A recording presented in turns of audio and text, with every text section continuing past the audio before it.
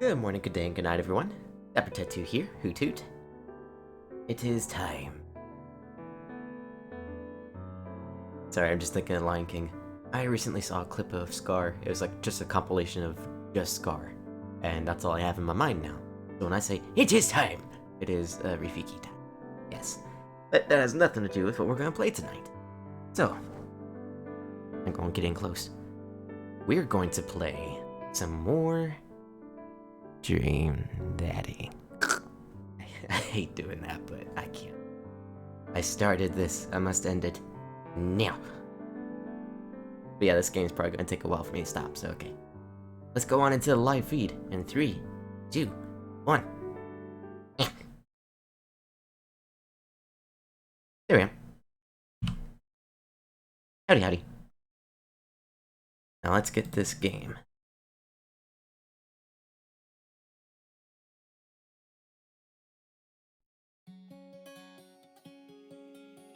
Should be capturing it pretty soon. There we go. Oh, and by the way, I got me a little drink tonight. Hee. It is some sake. Some good old sake. I don't actually remember the name of the company, unfortunately. I know it's a black kabuki mask. That's about all I know, unfortunately. Really should remember it. Pretty sure it's a Daijinjo. Pretty sure. But yeah. Kanpai.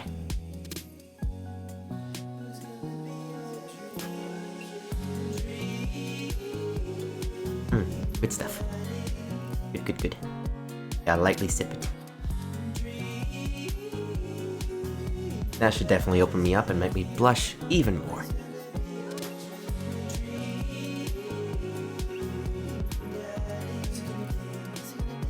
Who's gonna be?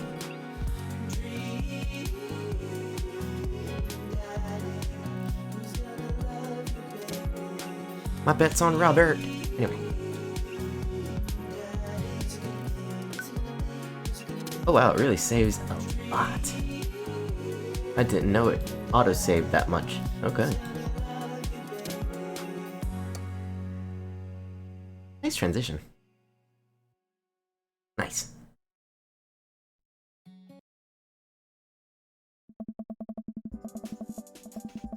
The neighborhood is quiet and serene this early in the morning. Birds chirp and the grass is still wet with dew. Surprisingly, the gym is pretty crowded. I spot Craig standing out front, stretching. Of course. He spots me and waves enthusiastically. Oh. Ah, hey bro. Good morning. Hey, good to see you, man. I'm tired. Look at my sleepy eyes. I'm definitely not as pumped as he is. Maybe I should have had some coffee before I left. Oh. You ready to kick some butt? Gotta stay posse?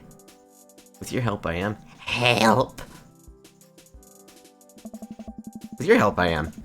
I get the feeling this is gonna be less of me kicking butt and more the gym kicking my butt. But I can handle it with you here. Oh. Dude, bruh. Bruh. That means a lot. Aw. Okay, let's go. We head into the gym and I'm immediately intimidated. All these people look like they could break me in half. And it seems like Craig is friends with all of them? Oh. He high-fives and finger guns all the cool jocks in the room. They look like they could, and would, steal my lunch money to spend on protein shake. Yeah. Nice. Come on, bud. Let's warm up. We head over to the treadmills and start walking. Oh, okay. I can walk. Walking is good. This is a decent place to be. Walking. So, I know we are on treadmills. Is that what the peasant folk call these things? These little hamster wheels? They call them treadmills. Interesting. Right. Oh. Yes. And those over there are ellipticals? Ah, very good. What is all this other stuff? Craig laughs. Hey! They might look a little scary, but I guarantee that all of them serve a specific purpose for building muscle mass. I watch as a dude in a muscle tee flexes a muscle I didn't know existed on the machine I think was once used to process grain into flour. Ooh, what is that? Why is that guy doing that to himself? Oh, that's a good question, bro. What do you think he's doing? Training to crush people's skulls with his thighs. That's right. Using a medieval torture device. Trying to some sort of pain god. He's trying to make his thighs so strong that he could crush people's skulls with them. Bro! Well, yeah, that's pretty much the only reason I work out. Oh no, Craig is turning up the speed. I better do the same. How long have you been doing the buffs thing? Oh, a couple of years.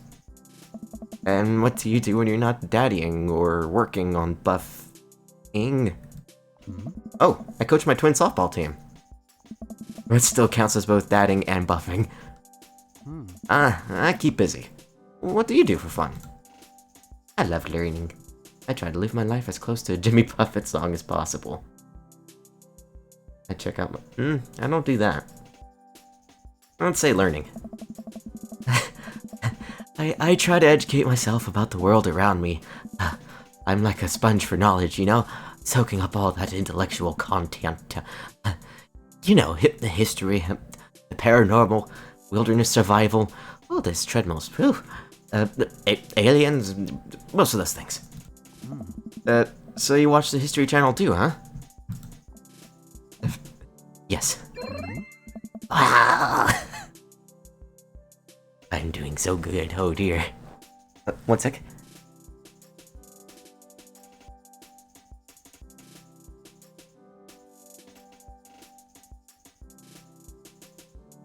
Sweet. Sorry about that. We're jogging now. Oh god, we're jogging now. I look over to Craig, who hasn't even broken a sweat. How is he doing this so effortlessly? I'm dying. I can feel my life force straining through every orifice of my body. Oh no. Hey, remember when my fish died in college?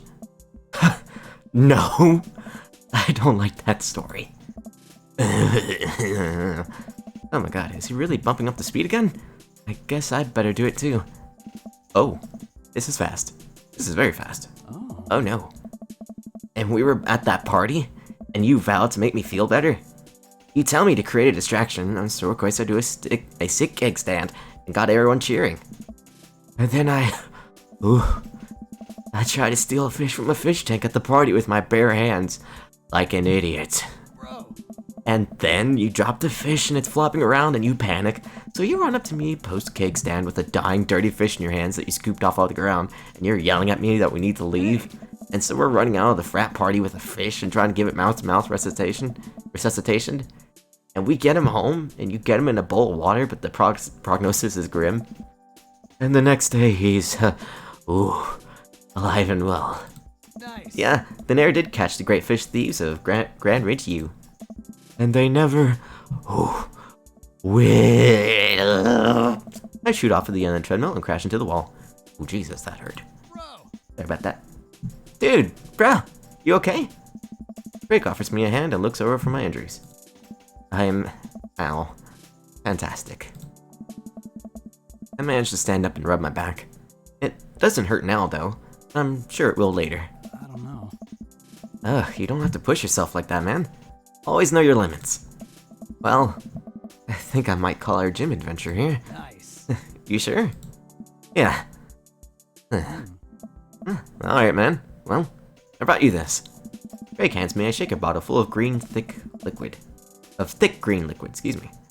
I stare at it with what must have been apparent distaste. It's a protein shake, bro. Oh. Thank you. He wants me to drink it. Oh boy. Here goes. I take a small sip. It's Actually delicious. Wow, this is really good. Bro. And good for you, man. It's my special recipe. I'm pretty proud of it myself. Hey. Oh, let me know if you ever want to work out again. Maybe we can try running around the neighborhood if treadmills aren't your, speed. No pun intended, bro. Heh, good one. Well, I'm gonna go get some ice on this, everything. I'll see you around. I leave the gym feeling ashamed. Greg used to order delivery from the pizza place across the street from our dorm, and now he can run circles around me. Literally. Man, I really gotta work on this dad bod. I get home and lie down on the couch. It hurts to move. Oh god, I'm so old. Oh no, I must have fallen asleep. What time is it? Oh shoot, it's 3:55. I'm supposed to be at Amanda's school in 5 minutes. I frantically put on some clean clothes, apply a generous amount of deodorant, and ran out the door. Another sip of sake. School. How I miss you. Not really, it still feels like a prison every time I think back on it. It's like, well, we were just surrounded by plain white walls, barbed wire outside, and cameras. It was a prison.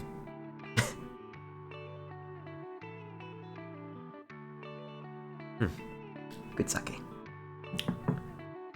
Have a sip of water with it too.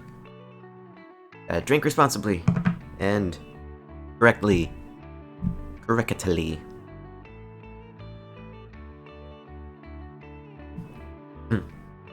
Thank y'all so much for watching. We haven't streamed too long, and it seems like I kind of cut in and out, but that's fine. At least the encoder's nice and cool. Anywho, back to school. I arrive at Amanda's house and check in at the front desk. They give me a bright orange visitor sticker and send me on my way. I'm barely awake and feel pretty haggard, but hopefully nobody will notice. I check my watch, and I'm relieved to see that I'm not only 2 minutes late.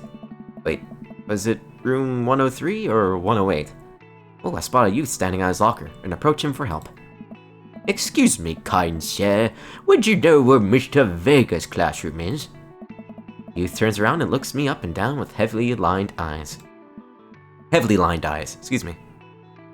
Come on, kid, I'm late for a meeting. Mr. Who? Mr. Vega.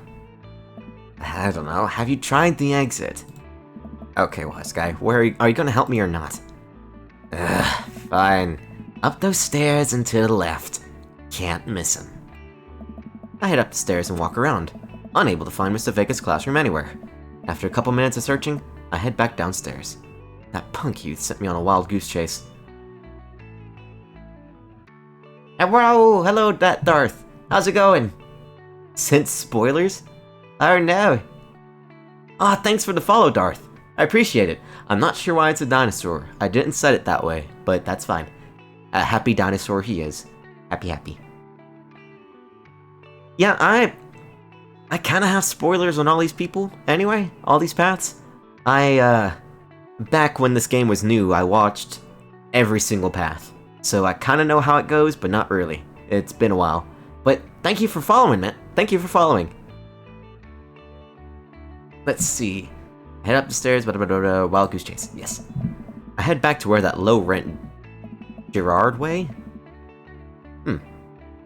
Must be a reference passing me. I get back to where that low-rent Gerard Way is standing, fully ready to go in peace of my mind, when suddenly a head pops out of the classroom next to his locker.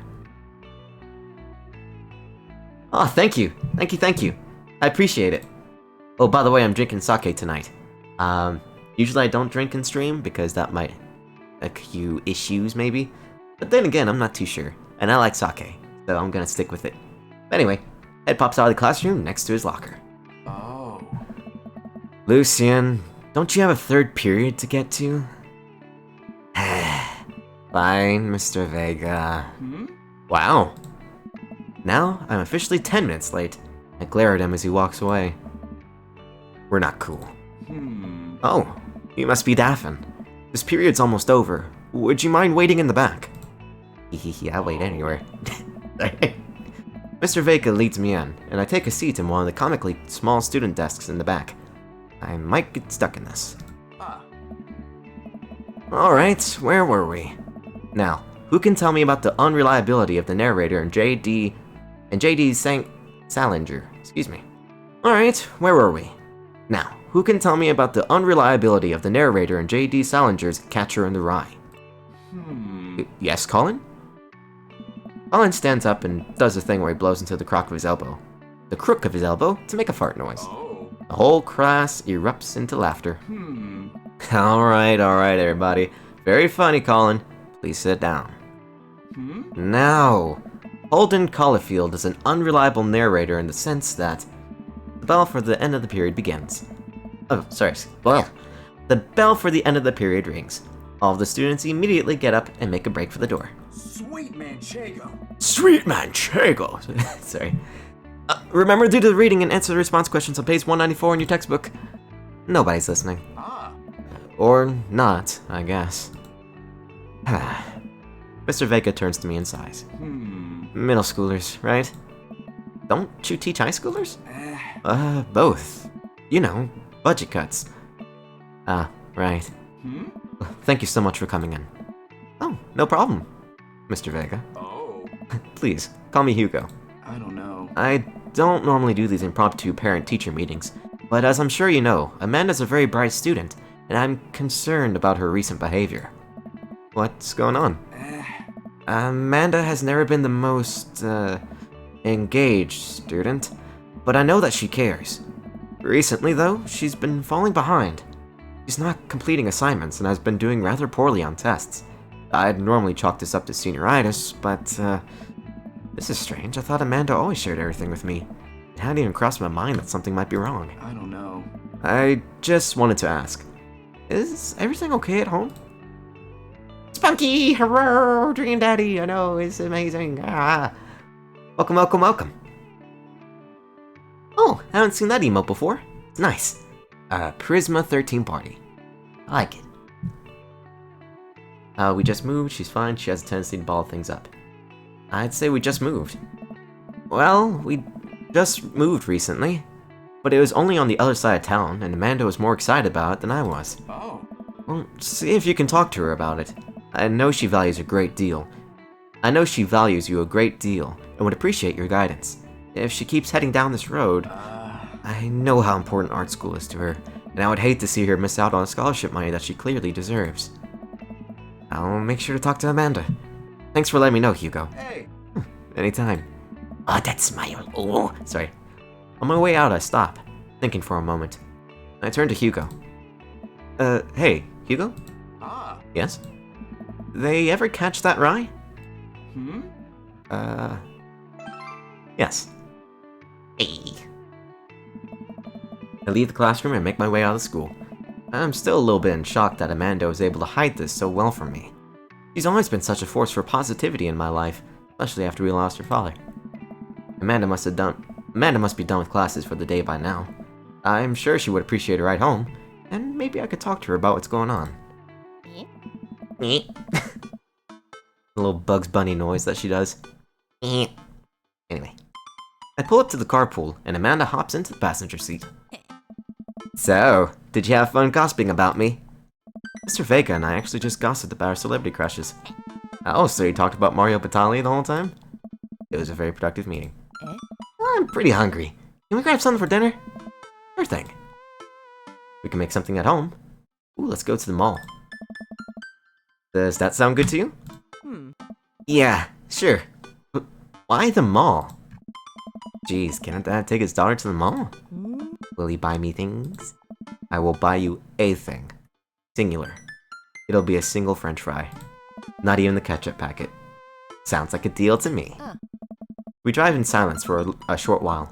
Amanda plays a game on her phone. I should say something. You know, sometimes when a kid gets older, they find that they have to keep things hidden from their parents. And that's okay, because sometimes that's what kids do. And that's okay. But also, sometimes it's good to have the parents' perspective, because, you know, maybe the parents have also dealt with similar situations. And maybe they're a little cooler than you give them credit for. Anyway, what I'm trying to say is that it's good to share. Love you. Have you been reading my tweets? You have a Twitter? What? Never mind. Look, sweetie, Mr. Vega said you haven't been participating in class, and that you're not turning things in. Huh? Oh, I'm fine, Pops. Senioritis and all that. I thought you liked Mr. Vega's class. Well, it's fine. He's fine. We pull up to a stoplight, and I eye Amanda. She's still texting. Just... I want you to know that you can talk to me about anything. Ugh. Uh-huh. I can tell that whatever it is, she doesn't want me knowing about it. That's frustrating. I heard Emma R is going to that fancy art school in California. That's exciting. Yep. Are you bummed that you guys aren't going to the same school? Yep. Amanda keeps texting. She stifles a laugh.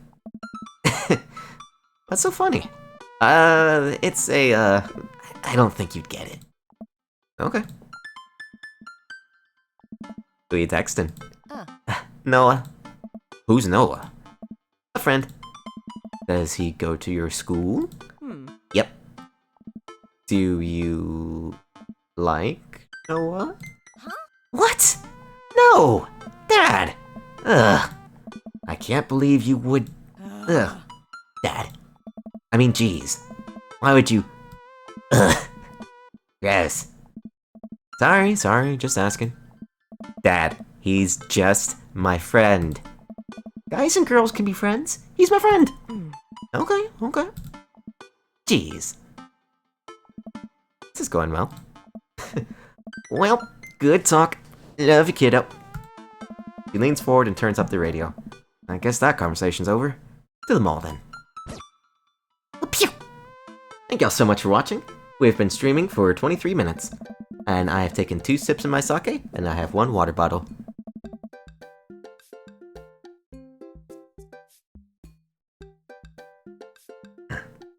Good sake. Wishes. Anyway.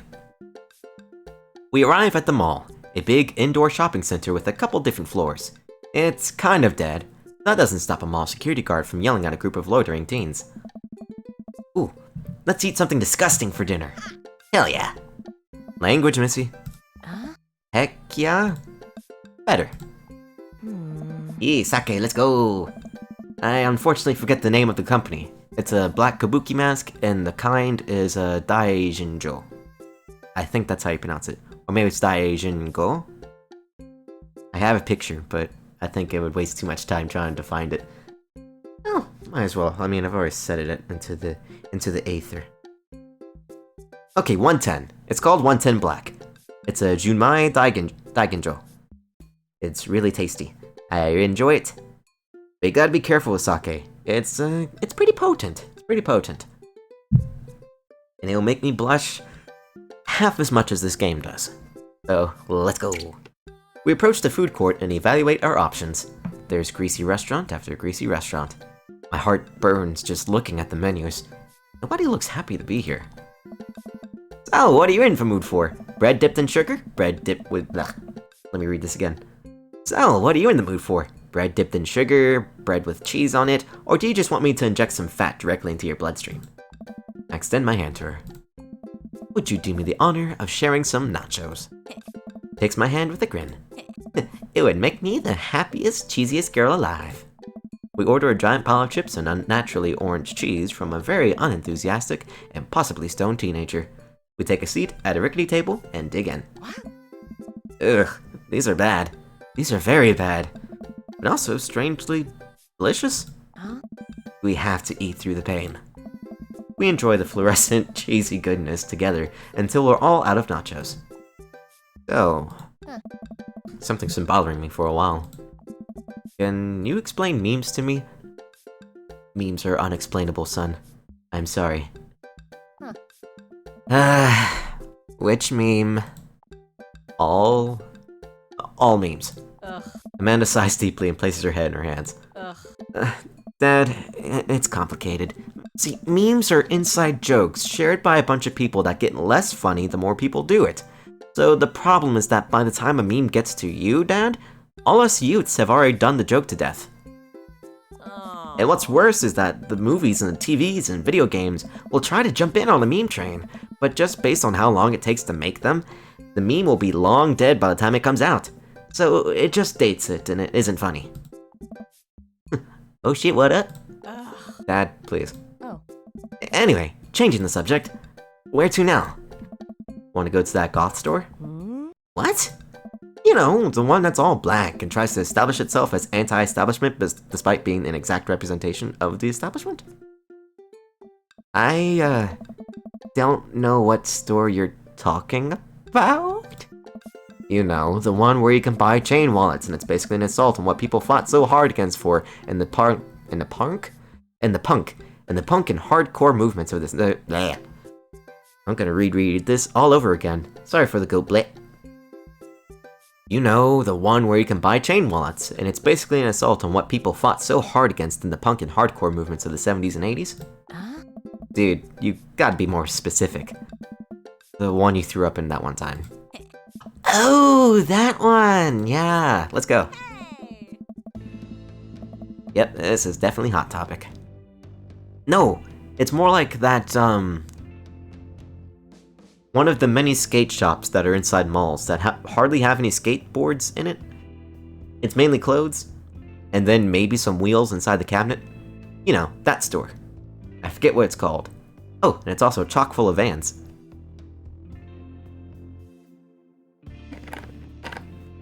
I think it starts with a Z, but it might be different in each state. Anyway, Tilly's? It might be Tilly's. I'm not too sure. There's Tilly's. There's the actual van store.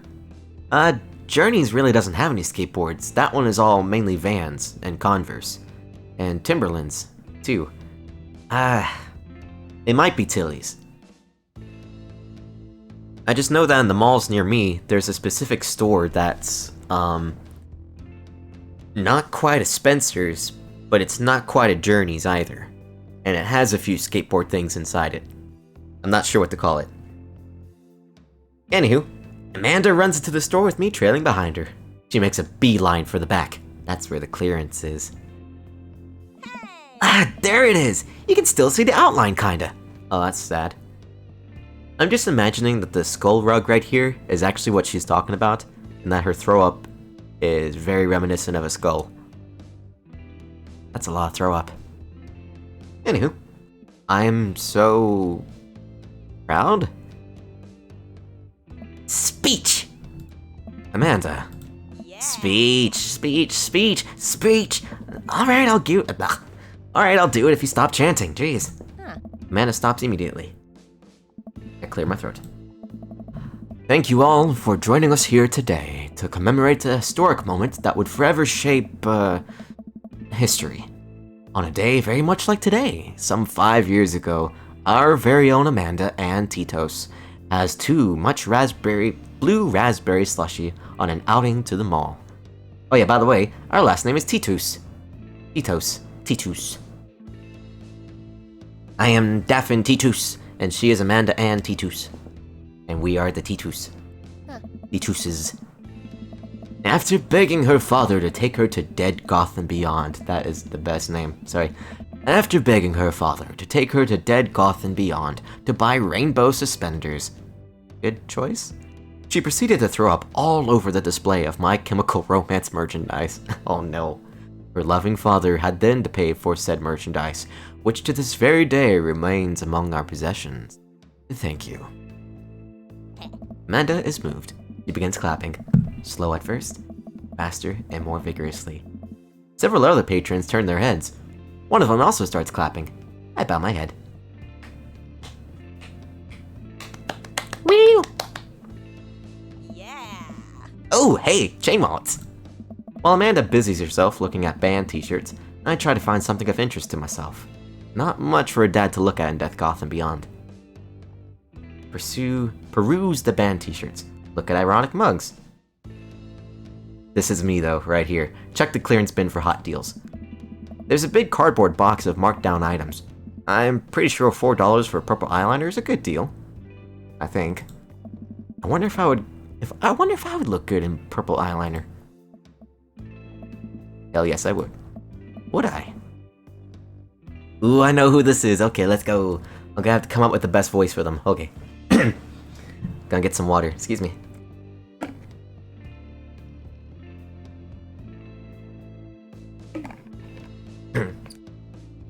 Excuse me. Look, this is very important to me. I overhear a stifled argument over at the cash register. An older gentleman is carrying up a garment and showing it to a bored-looking cashier with pink hair. I can see that. Don't you know what to tell you? I don't know what to tell you, dude. I just work here. What? Listen, when I bought this online, the website said that this blouse was Victorian-inspired. However, when I received it, it clearly held the trademark of Edwardian dressage. Do you want a coupon? I can give you a coupon. Will you leave it if I give you a coupon? Is there a manager present? People have to know what they're buying. I am the manager. I see. Well, it would seem that I have outstayed my welcome. Good day, shopkeep. Your superiors will receive a strongly worded letter by post. Whatever, dude. The man rolls around and storms out, his literal coattails trailing behind him. I can't tell if they're Victorian-inspired or Edwardian in nature. Amanda trots up to me with a t-shirt in hand. Oh boy, here it comes. Oh. Hey, Dadtron 5000. Yes, I'll buy it for you. Oh wow, that was easy. Thanks. At least it's only one this time. Amanda plops the shirt on the counter and grins at the cashier. I love your hair. The cashier says nothing and rings Amanda up, radiating hatred. Oh dear. I hand her a 20. So, what was that guy's deal? The cashier rolls her eyes so hard I'm worried she'll pull something. That's Damien. He's in here all the time. He's obsessed with Victorian fashion or whatever. She hands Amanda her bag, and it's clear that the conversation is over. We make our way out of the store and head home to get some rest. I kinda want to perfect Damien's voice though. I don't want it to be like Snape, be like, "Ooh, Leviosa." I don't want it to be like that, but...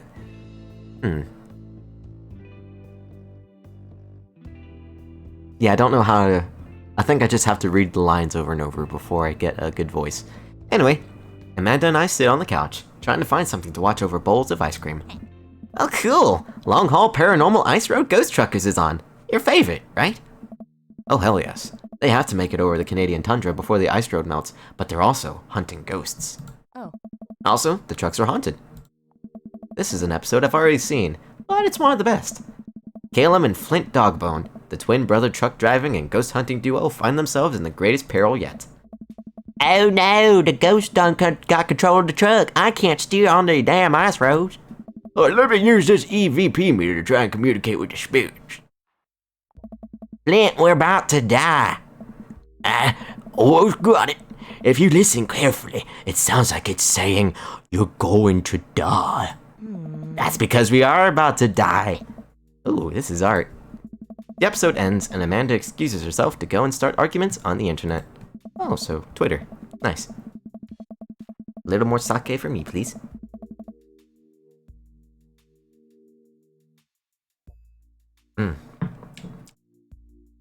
Vaguely tastes of bread, but I can appreciate that.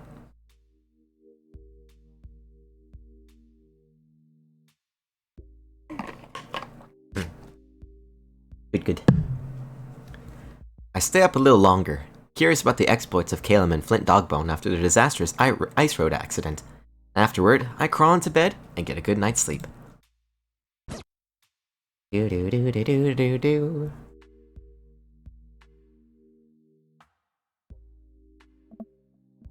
Ooh, I gotta save real quick.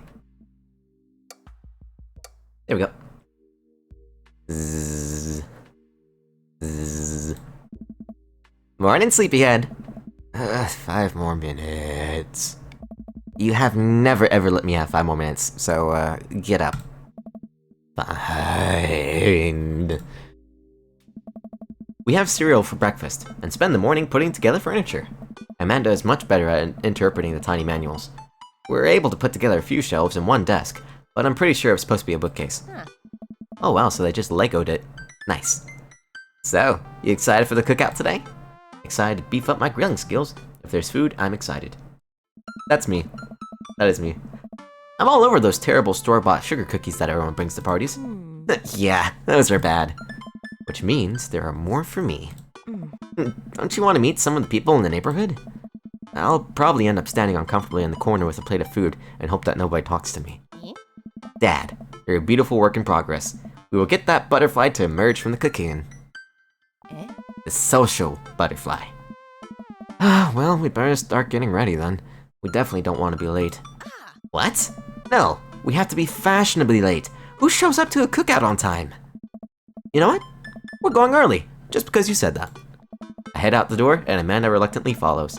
We walk across the street to Joseph's house, the store-bought veggie plate. I'm a terrible cook if it doesn't involve a grill.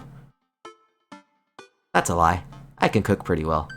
I can bring some stir-fry if you like. This is not my resume for dating. Maybe. I don't know. But a store-bought veggie plate sounds terrible. You don't know how old the veggies are. You don't know if they're coated with a wax that you have to wash off. Maybe they have that kind of, odd taste when they spray something on it to keep it fresh longer. Ugh. Not good. No good. No bueno. I guess we're not as early as we thought we were. Joseph's backyard is already packed with people, and the smell of hot dogs wafts through the air. Small children run through a sprinkler, and adults chat in small clusters. I set our veggie plate down on a table next to 2 other veggie plates. Huh. Hey, there's Joseph! I wave to get his attention. The moment he sees us, he jogs over. Arms wide open. Arms open wide. Welcome! I'm so glad you two are here! I forget the voice, but this is close enough. Oh, you brought veggies! Let me introduce you to my family. Kids, come over here. This is Chris, my eldest. That was a very deep voice for a kid, jeez. Hi. This is Christian and Christy. They're twins.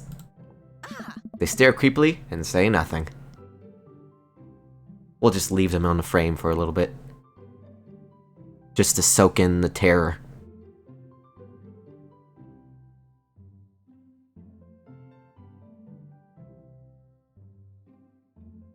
Are you blinking with them? I am.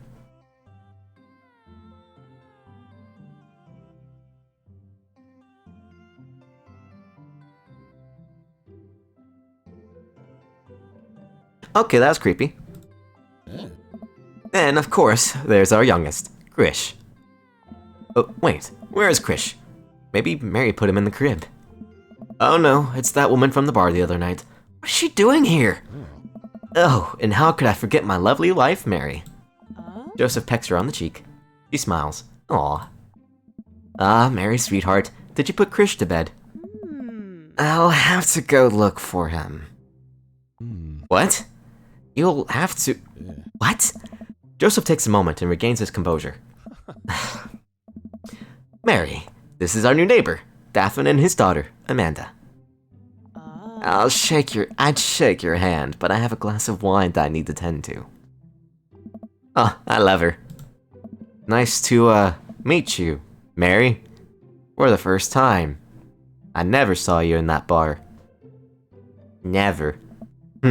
Charmed. Well, I have to go over there now. Mary leaves. Oh god, this is so awkward. I wonder if Joseph knows. I wonder if Mary knows that Joseph knows. I wonder if Joseph knows that Mary knows that I know. It takes all of my energy not to run away from the barbecue and start fresh in a new city. Aww. My wife has a wonderful sense of humor. But please, you two enjoy the barbecue. All the guys are really excited to meet you. Amanda and I mill about and try some of the food spread out on the table. I pick up some deviled eggs. Amanda grabs a small paper plate and immediately begins piling it with baked goods. Ugh, I don't want to have to make friends. Come on, Dad. Who are you going to party with when I go off to school? But I don't want to have to do pleasantries. I agree with you, Daphne. I agree with you myself. It's as if I'm you. Anyway. Dad. They're gonna talk about the weather. Go do it. Make a friend. But how could I possibly abandon my only child as social function? That's bad parenting. This plate of cookies is my new dad. Bye. Amanda, no. Don't disown me for cookies. Anyway. Amanda shoves me into the center of the yard. That's the worst spot. No. Well, here goes nothing. I look around the party, and I'm surprised to see some familiar faces. Isn't that the barista from the Coffee Spoon? Didn't I meet that guy at the bar? Didn't that guy throw a frisbee at my head? Isn't that the guy who was throwing a fit in Dead Gotham Beyond? Isn't that Amanda's teacher? Hello! Oh hey, I know Craig. But wait a second. All these people live in our cul-de-sac? That can't be right. I better investigate.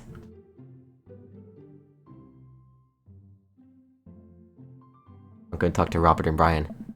Hey, Robert. Sorry. I glanced across the yard and noticed Robert and Brian chatting over drinks.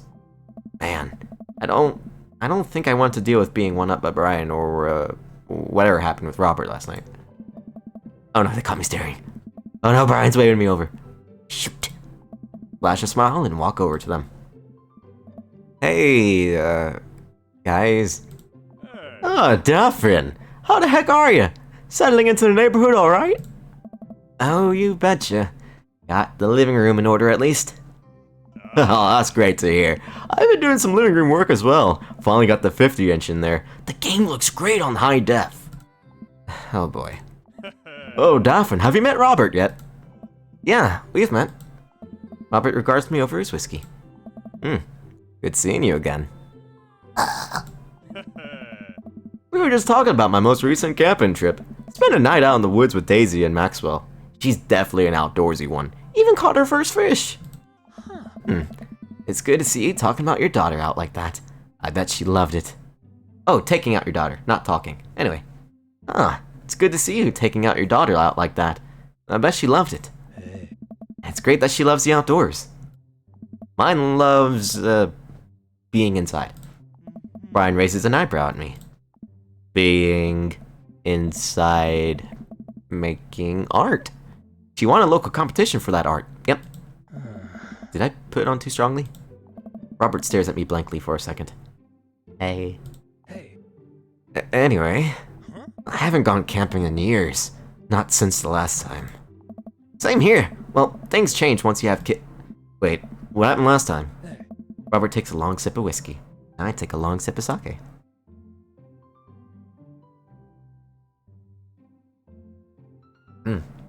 That was actually a very short sip. Ooh. Anyway. Robert takes a long sip of whiskey. Well, old Johnny Boy and me were out there in the backcountry. Johnny Boy's a strong kid. Met him in my army days. Comes from Kansas. They build him strong, build him tougher out there. Anyway, things go south pretty quick. Johnny Boy breaks his ankle when the rope bridge snaps. You could see the bone popping out through the skin. Johnny Boy's screaming now, crying for his mama, losing blood. We're 2 days out from the next living soul, and here I am with my dear friend bleeding out in front of me. I'm able to dress the wound, but I got a fireman carry a 6-foot, 180-pound man over some of the toughest terrain I've ever been in. I won't lie to you, there were moments during those 2 days when I thought about leaving old Johnny Boy. But you build a bond with your brothers in arms, and that bond never breaks. I got that boy back to civilization, but I lost some of me out there. I guess that's camping for you. Brian and I stare in disbelief. Robert takes another long sip of whiskey. Yeah, I'm just kidding. My friend Johnny and I went inner tubing down a river and he lost a flip-flop. Miss that kid. Brian and I laugh nervously. Or am I kidding? Brian and I tense up again. I'm kidding. Phew. Amanda and Daisy barrel up to us, laughing. Daisy's holding a paper plate in front of her like a steering wheel. We gotta get off this haunted truck! Oh no, the ghost locked the doors! Quick, hit the emergency escape button. But trucks don't have emergency escape buttons. Then hit the brake, I guess. And then we'll get out of the truck. The imaginary truck. Oh, anyway, we're safe from the ghosts, but how will we ever survive this Arctic tundra? Daisy, you might have to eat me. Are you prepared to do that? I'm prepared to do anything to survive. That's cold-blooded. I like that. Although I'm not very sure I've had the materials required to properly cook you. You know, that reminds me of the last time I went skiing. Robert? Wait a second, are you guys... playing Long Haul Ice Road Paranormal Ghost Truckers? Yeah. Amanda and I love that show. Oh, it's the best. Especially that episode where Caleb hides Flint's keys and Flint retaliates by breaking an ancient cursed urn and sending the spirits after him. Yeah, it's such a quality reality TV show. I don't watch a whole lot of television, but I do enjoy that show. Oh, that and war documentaries. Alright, Daisy, I found us a couple bugs. They're gonna make a great meal. Lots of protein. Gotta keep us from starving out here in this harsh, icy wasteland. But there's a whole table of food right over there. Daisy, it's a game. We're playing pretend. It's what kids do. Live a little. Amanda gives Daisy a handful of gummy worms from the snack table. They eat them with mock disgust. Aw, good Amanda. Ooh, let's go find kindling for a fire. Okay. Oh, but not an actual fire. Because we're playing pretend? Ah, now you're getting it. Daisy and Amanda run off. What a cute couple kids. Man, I've never seen her get along with anybody so quickly. I guess Amanda just sort of has that way with kids. That's, kind of amazing. Daisy doesn't really get along with kids her age. It's nice that he's not trying to one-up me this time. Maybe we can have a regular friendship after all. Really? Yeah, she just kind of keeps to herself. Her teachers say she spends every recess in the library. I think the other kids are intimidated by her intelligence. And there it is. I wouldn't worry about it too much. Amanda was shy at Daisy's age too. She used to have a habit of crawling on her tables and crying every time we took her to a restaurant. She bit people too. Oh, kids, right? Gotta love them. You're required to by law. I hear that. Well, since we're getting along so well, maybe we should try putting together a little play date for them. They do seem to be getting along pretty well, but the thought of continually hearing about all of Brian's accomplishments is rough. Yeah, that'd be nice. I am totally not fake smiling. Anywho. Well, I don't want to take up too much of your time now. Go meet some of the other fellas. Talk to Matt, Hugo, and Craig, Joseph, and Damien. I do want to hear both of them. I spot Joseph chatting with the guy from Dead Gotham Beyond by the grill. I wonder what they're talking about. I walk over to them. They do seem like polar opposites, don't they? So, I'm curious. Can you walk me through why you had your house painted black? Where do I even start? The house stays warmer in the winter, it provides an artistic contrast to the rest of the neighborhood, and it complements the crimson interior perfectly. It's definitely, interesting choice. Thank you. I'm very proud of my abode. Ooh, Daffin! I was just having a conversation with Damien here about his, aesthetic decisions. His aesthetic design decisions. Damien regards me up and down with a warm but critical eye. How do you do? I don't believe we've had the pleasure. I think I saw you in Dead Gotham Beyond the other day. Damien's face turns bright red. Aw. I, must apologize for my behavior on that day. You see, I take the goth lifestyle very seriously, and to be caught in a ruse by such a corporation as Dead Gotham Beyond was profoundly frustrating indeed. I hope you know that while my anger may have been justified, it was no such way for a gentleman to act. It's, okay, man. Do tell me about yourself. Are you new to the area? Yes, my daughter and I just moved in the other day. She was the one I took to Dodd, Geth, and Beyond. Anyway, hold on. Yes, my daughter and I just moved in the other day. She was the one I took to Dead Gotham Beyond. Very good taste on her part. Does she partake in the goth lifestyle? I think for a second. I look over to Amanda, who's hanging out with some of the older kids in the neighborhood. Hey Amanda, what you gonna say? Golf? I can't say that. Hold on. All their reactions too, just like, Hey Amanda, do you consider yourself a golf? Amanda yells back. I wouldn't necessarily try to fall under one specific label, but I guess if I had to choose, I would say I would describe myself as a tweeny hipster with more normcore leanings. That's a cool though. Pity. Are you enjoying the party so far? Oh, definitely. Thank you so much for putting this on. It's nice to be in a cul-de-sac where everyone is so friendly and welcoming. Amanda walks up to the conversation. Oh, I also like The Lost Boys a lot. Really good movie. Does that count as goth? That it would, my dear. I don't believe we had the pleasure of meeting. Damien Bloodmarch, at your service. Ooh, a nice name. Damien finishes the sentence with a flourish and a bow, producing a single rose and offering it to Amanda. Where did it come from? Amanda blushes and returns the gesture with a curtsy. Good job, Amanda. Huh. My, do you know how to treat a lady? Hello, Amanda. Seemingly out of nowhere, Joseph's twins appear. Twin kids appear, even. Are they speaking in unison? What? Hey, won't you come play with us? Come play with us. Forever.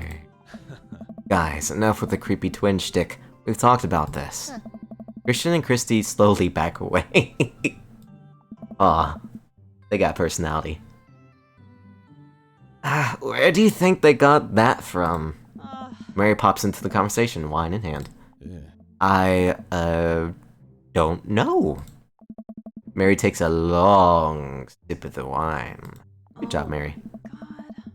I think I might have taped over a VeggieTales VHS with some shining. Who knows? She takes another sip of her wine. Where's Krish? Wasn't he with you?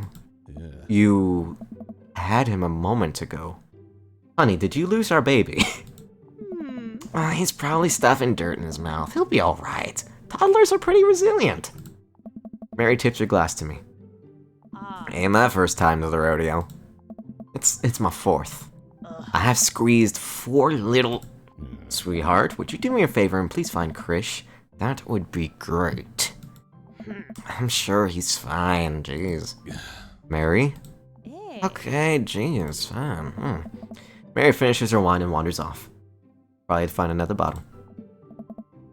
Dad, can we go now? Ah, Lucian. Have I introduced you to Daphne yet? Hey, it's that punk from Amanda School! How you doing, punk? Ooh, I remember you. Whatever. That's no way for a young man to speak to his elders. Be polite. Lucian bows. Whatever, sir. Lucian bows again. Mr. Christensen, may I have a veggie burger, sir? Coming right up, bud. Or are you vegetarian?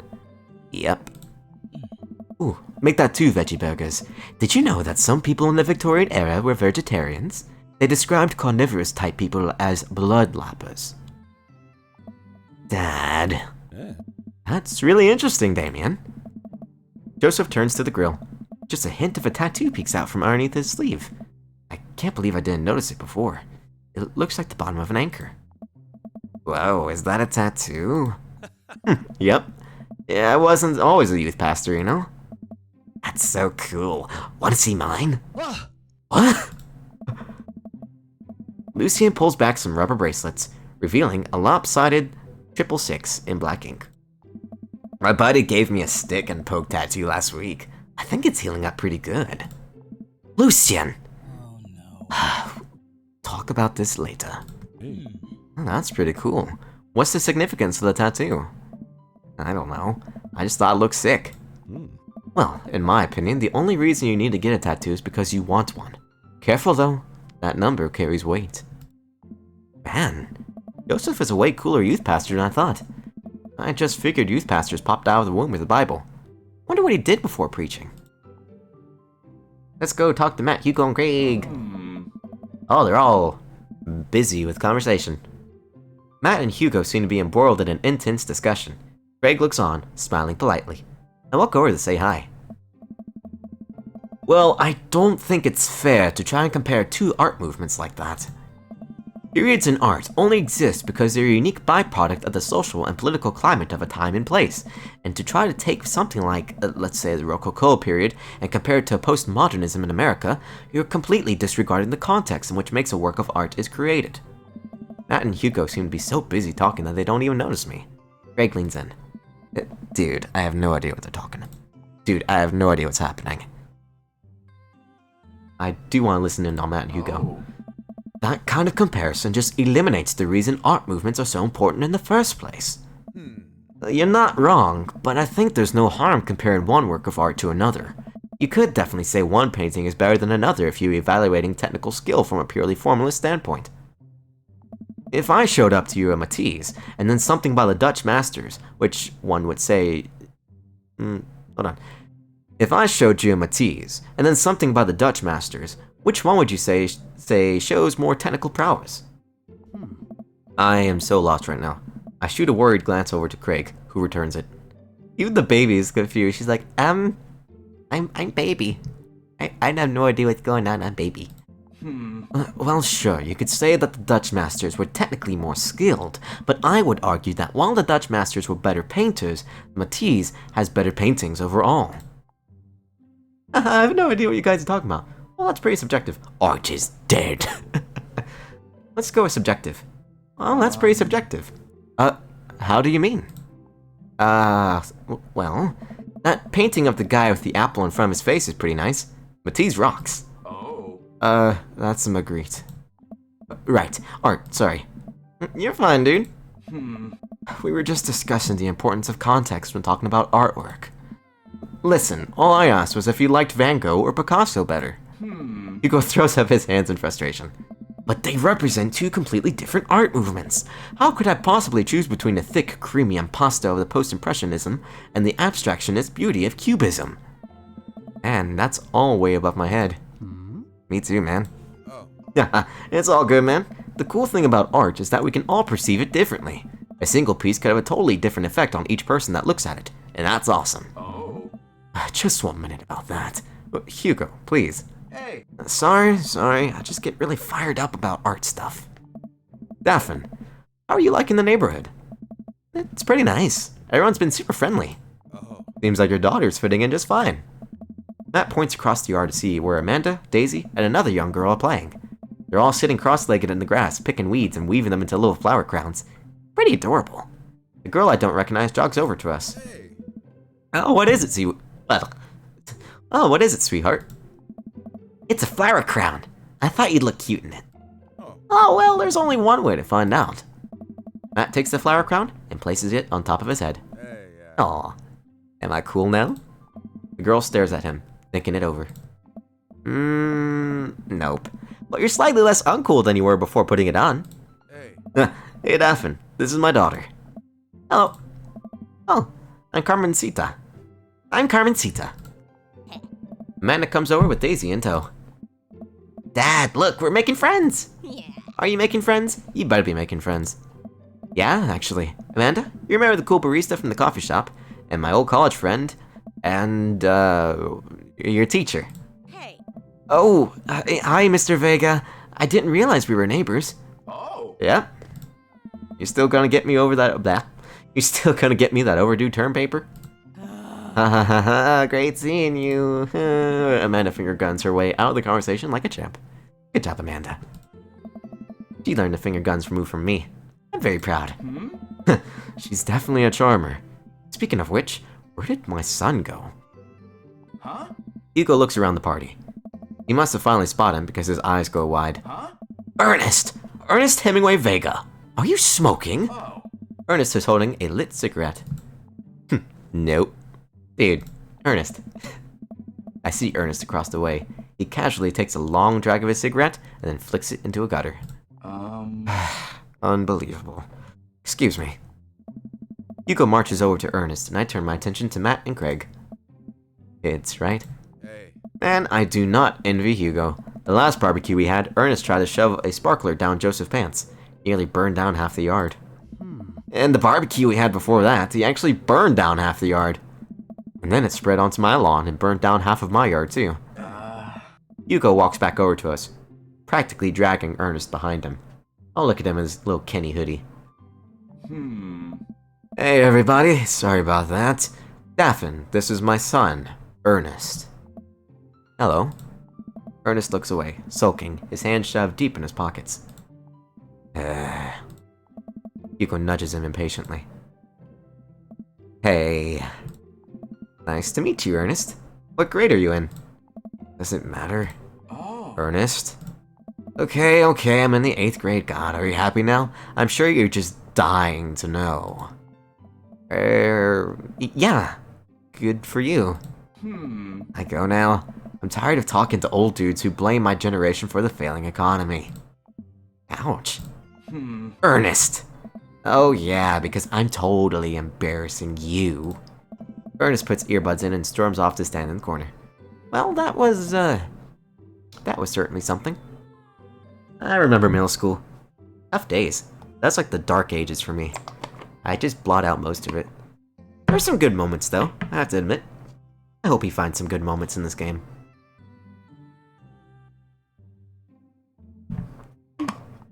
Of course, I do know he's an idiot after watching some of the playthroughs, so maybe not.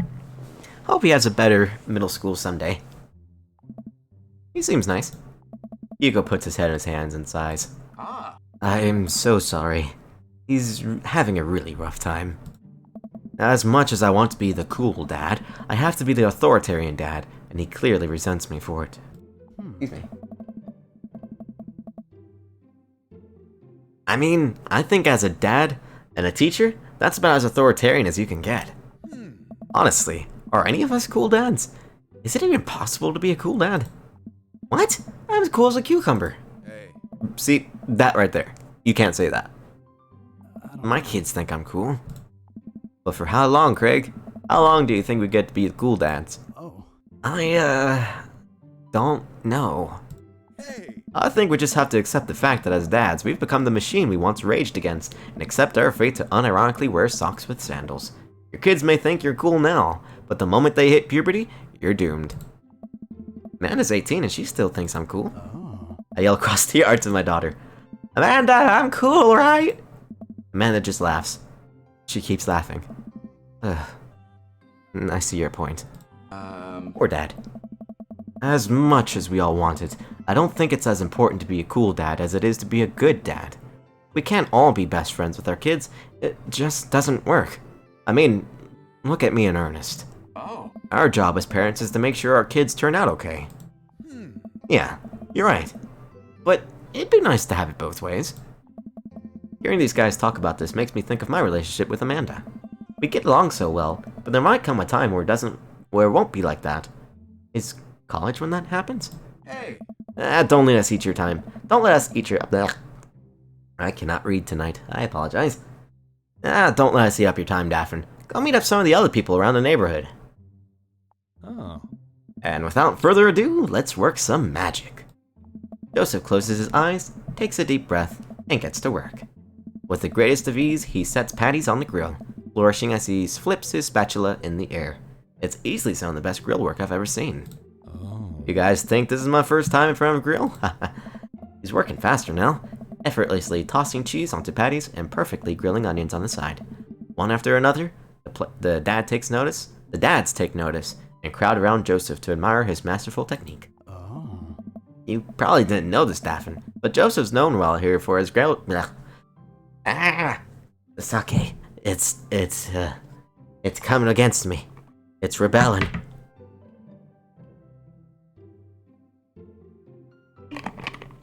That or not enough water. Here we go. You probably didn't know this, Daphne, but Joseph's known around here for his grillmanship. He's ungrillevable. Bro. I've tried to get on his level, but I just can't catch up. Hey, dude. Let us keep studying. He has a rare quality about him. Mustard would keep talking about this. Can't we just appreciate the artist? I've never seen him make a mistake. Hey. Okay, we need to stop. This is getting too cheesy. Please stop. Amanda, hello now. All the children at the party boo the glorious display of puns in unison. Alright guys, the food's ready. Please form an orderly barbecue. Amanda groans. We all grab our food and hang out, enjoying perfectly cooked cheeseburgers. All the puns. Love 'em, love 'em, love 'em. Man, it's so wild how all of us dads live in the same cul-de-sac. Hey. Kinda nice, isn't it? It feels like there's a real community here. Totally helps when you're just a single dad trying to raise a kid. Oh. We're happy to have you here, man. I think you're gonna like this neighborhood a lot. Oh. Plus Amanda seems to get along with all the other kids. If she decides to get back into the babysitting game, she'll really make a killing. Oh, hey. Why don't you add us all on Dadbook? Dadbook? Yeah, it's a great social network for dads to keep in touch with each other. We're all on it, so if you ever need to reach out for anyone, that's the simplest way to do it. Eh? Sorry, I'm just an old-fashioned dad. Social media goes over my head sometimes. Huh. Don't worry, Pops. I'll help you figure it out. The rest of the barbecue goes smoothly. We all trade stories and drink beer as our kids play on the lawn. Amanda breaks up a fight between Carmencita and those weird kids. Sorry, those weird twins. Excuse me. I think they wanted her soul. Carmencita, run! Run for your life! Amanda and I walk back to our place as the sun sets over the neighborhood. This is a good place to save. Ish. Alright, thank y'all so much for watching. Oh wow, 3 viewers. Howdy howdy. We've been streaming for 1 hour and 7 minutes. We're continuing. Yes. Also, I have a tiny bit of sake left. Just the smallest sip. Well, that was much smaller than I thought it was going to be. I'm sad now. But also happy. Don't need any more.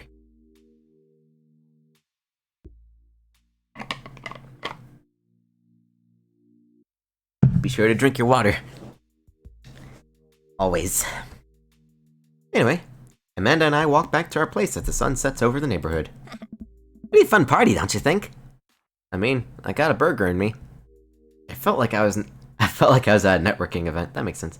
Wish I could have been playing Paranormal Ice Road Truckers. You and Daisy seemed like you were having a way better time than I was. Because we were! Thanks, Amanda. Excuse me. Well, hey, at least you met some other cool dads. You should hit them up on Dadbook. Oh, maybe I will. If I ever figure out how social media works. I have a good feeling about this place. Me too, Dad. Good job, Amanda. Huh. Amanda and I arrive home with the remnants of our veggie plate. Seems like nobody was really into the cauliflower. I have yet to try cauliflower. I really want to be honest. I just don't know how to cook it. Thankfully, the internet has a lot of recipes, so maybe I should take a look. What do you guys think about cauliflower? Any big plans for this evening? Actually, yeah. I'm gonna go out with some friends. I got friends, Dad. Actually, yeah. I'm gonna go out with some friends. Oh. Is that okay? Oh, of course. Just keep me posted. And be home before midnight. You got it. And be careful. Yeah. I will. Make good choices. Oh. Of course. And call me if you need anything.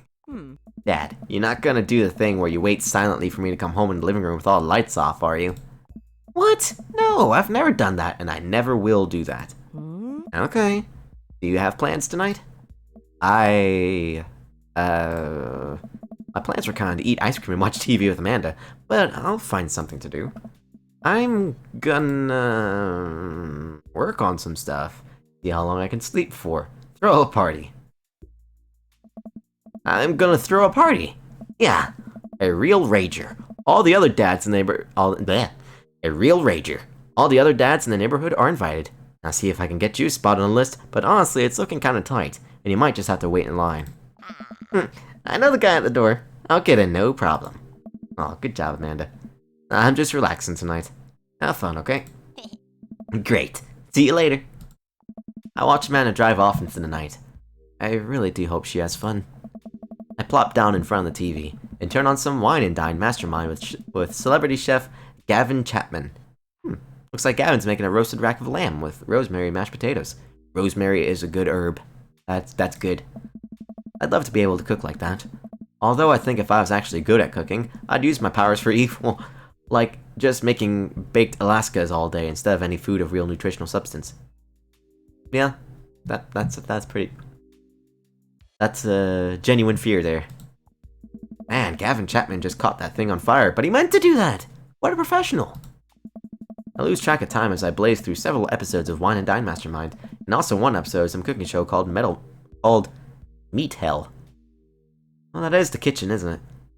I'm not even sure what that one was about. It was just a lot of yelling. I glance at my watch. Man, it's almost midnight. I should check in with Amanda. I send a text. Hey, kiddo, you good?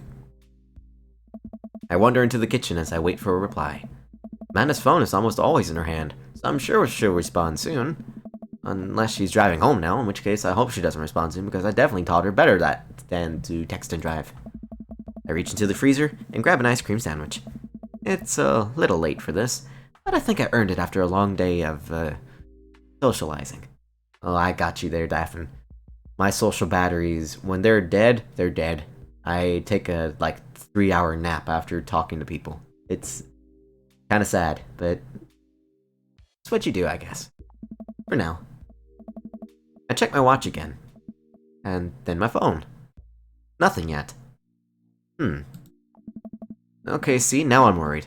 Do I call her? Do I call the cops? Nope, it's too soon for that. I'll just send her a gentle reminder text. What's up? Half an hour passes. Now I'm really worried. The episodes of Gavin Chapman's Meat Hell are not only assuaging my anxiety, but possibly exasperating it with all the yelling, so I keep pacing around the house, waiting for her to come back. And didn't I find out where she was going? Who was she even with? Why don't I know any of her friends' phone numbers? Why don't I even know any of her friends' full names? Who is Emma P? No one will ever know. I decide to send her another text. Amanda, please text me and let me know you're okay. I can't help but think of all the awful things that could have happened to her. Oh, thank God, it's her. Amanda opens the door and shuffles in. Finally she's back home. I'm glad she's okay. Zap. Sweetie, thank God you're safe. Yep. But now that I know that she's okay, I'm really mad. Why didn't you answer my texts? Amanda pulls the phone out of her pocket. Oh, whoops. Guess I didn't see those. She starts to walk to her room. Amanda Ann. Whoa, we're pulling out the middle name now? Amanda, you came home an hour and a half after your curfew and you didn't respond to any of my texts. You really freaked me out. I was about to call the cops. Dad, you're seriously overreacting. You're not gonna be like this when I go off to school, are you? I don't like your attitude. I have a right to be concerned. I was scared. Weren't responding and it was just... It's just like when your dad. I had to stop myself from tearing up. Oh no. Oh, Dad, I didn't mean to, I sit down on the couch and put my head in my hands. You were really tired all of a sudden. You really scared me. Just... Please don't do that again. Alright. I'm gonna go to bed now. Amanda closes the door to her room, and I head to mine. Jeez. As I'm falling asleep, one thing she said keeps echoing in my mind. You're not going to be like this when I go off to school, are you? I definitely didn't sleep well last night. I brew some strong coffee and make some scrambled eggs for Amanda as a peace offering. She eventually wanders into the kitchen. Hey, I thought about what you said last night. I should have texted you. I said I was going to do it, and I didn't. I honestly just didn't even think about it. I'm really sorry, Pops. I won't do it again. Well, I'm sorry for freaking out on you. I trust you make good choices.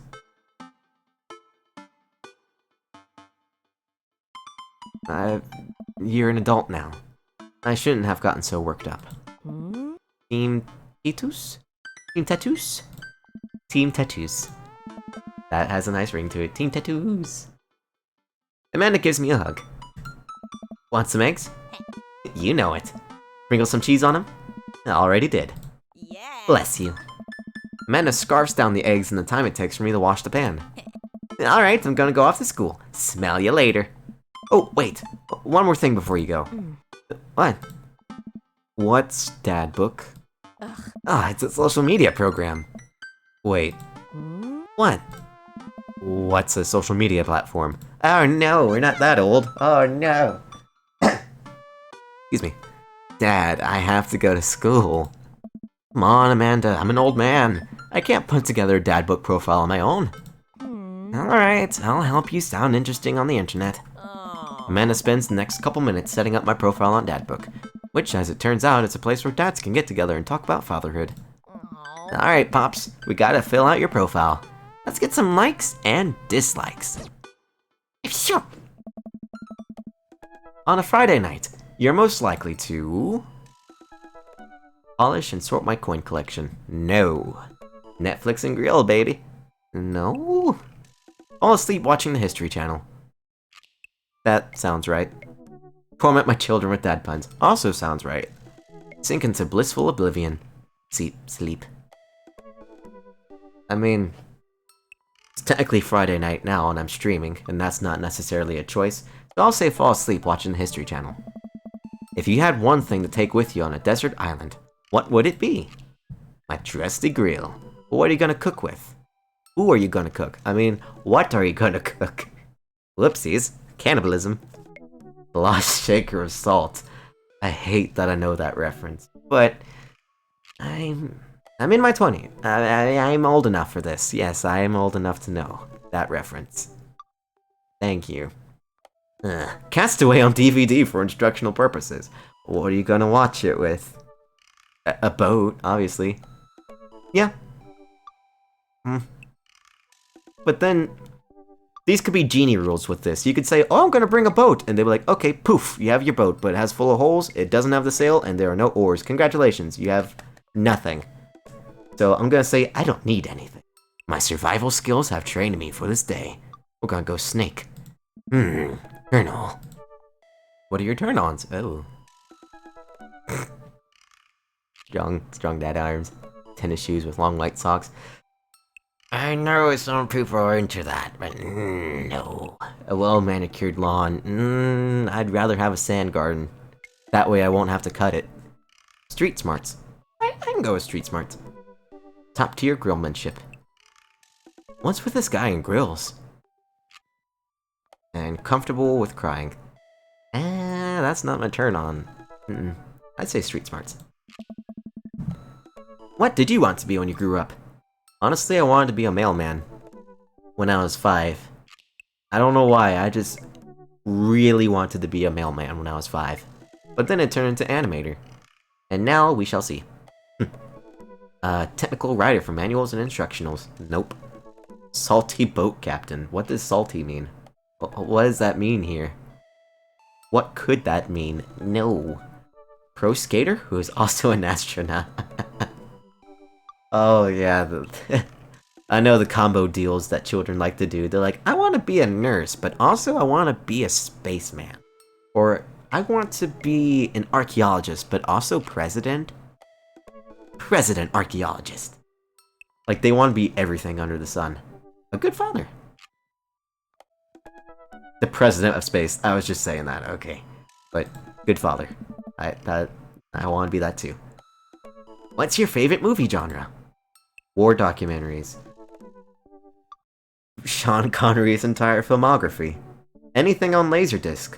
I'm surprised they reference Laserdisc here. Actually, I'm not. This is Dadbook. Romantic comedies.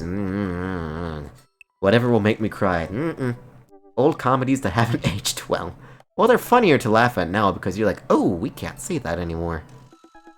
I know it sounds like I'm trying to go for Robert, but I'm trying to go for Robert. War documentaries. Oh. To be honest, I did watch a lot of war documentaries with my family, so it's not too far-fetched to say I would watch those, but it's not my favorite. But out of all of these...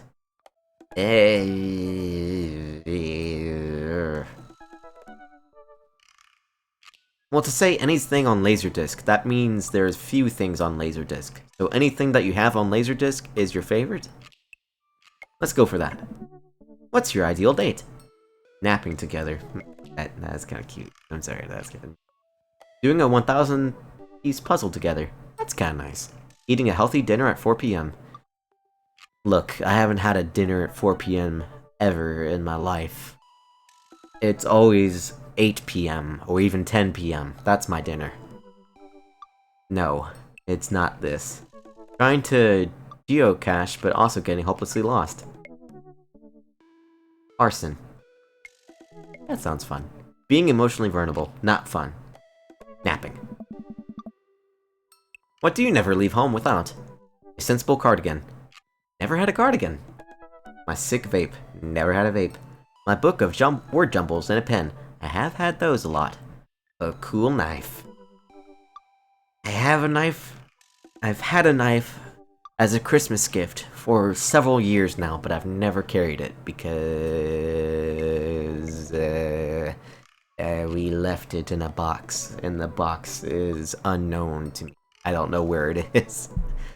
So, I don't have it. I might as well just not have it. A crippling low self-esteem. That's true. I frequently lose my phone, keys, and wallet at home sometimes. My crippling low self-esteem.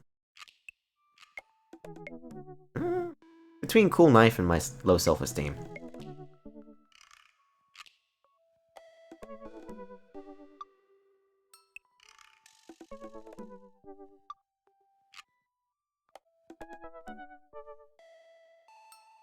Doot.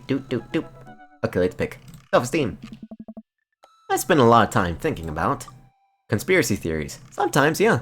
How proud I am of my child. I don't have one. Potential ends of the world. I do resonate with that one. I imagine zombies almost everywhere I go, and it terrifies me every single time. Because my imagination is just too good. And I'm like, yep, I'm too much of an empath for this. I feel bad for those who are dead and those that are dying. So, no thank you. I will not click that. If I'll ever be able to love myself as much as I love my grill? Are you kidding me? When can I get the next cup of coffee? I do think about that a lot, because it's like, I already had 3 cups today, but I think my body can take a 4th. I must have it. Or lawnmower modifications. Why? It's in between conspiracy theories and when I can get my next cup of coffee. Coffee. Profile complete. See, that wasn't so bad. He took forever, though. Yeah, that was actually kind of fun. I could totally spend all day on here just looking at people's profiles. You should message one of them. Or more than one of them. All these dads seem pretty interesting. Okay. I promise I'll make some friends. Mana gives me a hug. Go get him, Dad. Aw. Welcome. You've got dads. I got dads. Hey, Dad, friend, it's me, your dear old friend from way back in the day, Dad Amanda. Aw. I'm delighted to see you sign up for Dad Book. They've recently added this exciting new messenger service, so you may find yourself receiving messages from other dads, like myself. Oh, yuck. Take time not to care and miss them. Okay, Dad Amanda. Nice to meet you. I'm gonna save real quick. There we go. And we've been streaming for 1 hour and 24 minutes. Thank y'all so much for watching. I think I'm gonna take a quick break real quick. So, we're gonna go BRB. I'm going to mute something. Actually, no, I'm not gonna mute anything because my playlist isn't playing. So we'll just have the game audio. Good times.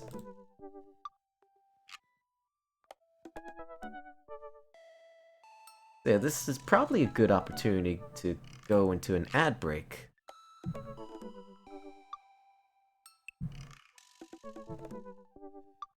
Again, thank y'all so much for watching. Looks like we're already in an ad break. There we go. Thank y'all so much for watching. I'll be right back.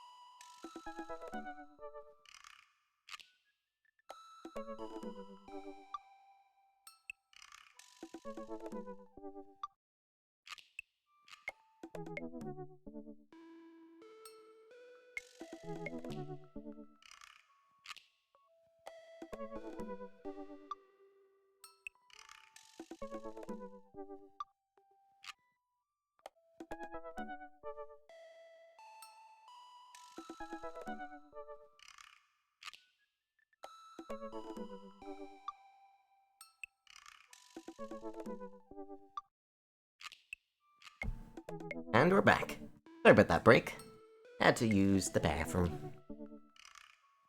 I should have grabbed more water, but I'll be fine. Hope you're having a good time. Been a good time for me. Here we go. Hello, hello. Thank y'all so much for the lurks, by the way. I really do appreciate it. And you know who we're gonna go for. Then again, to be honest, I'm split with all of them. I enjoy every single one of them. If I could just have them all as a buffet, I would. I would just hang out with every single one of them. But I like Robert the most. But Damien is pretty cool. So is Craig. Let's go for Robert first. Robert Small. When the internet gains sentience. Okay, let's read it in his voice. Okay. When the internet gains sentience. When the internet gains sentience and decides to destroy us all, you know it'll use this information against us, right? On a Friday night, you're most likely to make a deal in an alleyway. Have it go badly. Who's the cop? Was it Giacomo? I trust Giacomo. I trusted Giacomo. Giacomo. Make a deal in an alleyway. Have it go badly. Who's the cop? Was it Giacomo? I trusted Giacomo. If you had one thing to take with you on a desert island, what would it be? Gun. Good job. Good job, Robert. What are your turn-ons? Don't talk to me. What did you want to be when you grew up? Grifter. What's your favorite movie genre? Italian neorealism. Wow. I got a message. Oh, I probably should have scrolled down. Oh well. We'll get there eventually. Not in that way. Maybe that way. Anyway. Robert was pretty nice. A little odd. But nice. That sounds like me. That sounds like anyone describing me. It's like, he was nice. Weird. But nice. Anyway. And ruggedly handsome. Hey man. We should hang out. I type out a message to him on Dadbook. Hey Robert, good seeing you again at the cookout. Wanna grab a drink? I sit there for a couple seconds, hoping he'll message me back. Oh, hey, it says he read my message. Oh, he left you on red. I'm sorry. I anxiously wait for a response. Twiddle my thumbs, watch cat videos on the internet. Yes. I start down a rabbit hole of cat videos, and Robert quickly vanishes from my mind. Oh no. Didn't realize how long I've been doing this, but by the time I watch my 30th cat video, Robert packs back up. Robert pops back into my head. I jump back over the dad book to see if he's responded yet. Oh, nothing. Well, I guess the guy's busy. I might as well make the best of my day. I get up, walk to the living room, and then sit down and turn on the TV. Let me make the most of my day, and then go watch TV. History Channel, Food Channel, Game Show. I like History Channel. Oh no, not... They had to combine the 3 worst shows together. And Naked and Afraid isn't even History Channel, it's Discovery. Sometimes Animal Planet. Why Animal Planet? Well, humans are animals, so that makes sense. Anyway. Ooh, Naked and Afraid, Catching the Deadliest Ancient Aliens is on. That sounds terrible. I'm so cold. I'm so scared. At this rate, I don't think we're gonna catch these aliens by day 50. Day 50, oh gosh. I'm having trouble following this. Ancient astronaut theorists predict that being naked makes you 10 times more likely to find ancient aliens. Some suggest that these aliens are fascinated with the human physique, most notably, the butt. Okay, I'm back in. Daphne knows what he likes, okay. At least several hours of whatever the hell that was. Sighing, I get up and walk around the house. My stomach grumbles. I like this little pink bird over here. Enjoyable. Oh, time for lunch, huh? Well, I guess it's time for old Chef Titus to cook a gourmet delicacy. I walk over to the refrigerator and open the door. Make a sandwich. Microwave some eggs. That sounds terrible. Oh, no, mustard jar, that's worse. Sandwich. I make a sandwich in its entirety while standing there. Who needs plates? Well, that does save from washing them, so... Good efficiency. I appreciate that. The Standwich. A lost art. I admire my work for a second before I clumsily dropped the entire thing on the floor. How tall was this thing? How, Daphne? No! I look around and remember that Amanda's not home. This is still good. Don't eat it. He eats it. Okay. 5-second rule, right? I reassemble my sandwich, peeling pickles off the floor and putting them back where they belong. In my mouth. That sounds like it could be used out of context. Don't use it out of context, everybody. I'm warning you.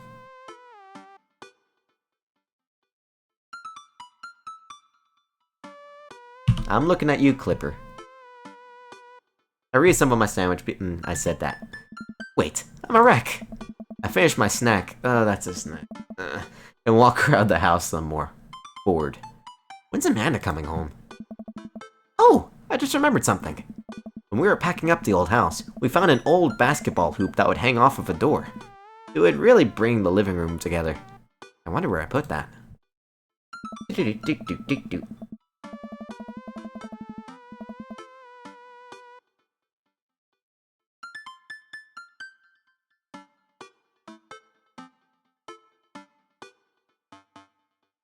I enjoy the music, sorry.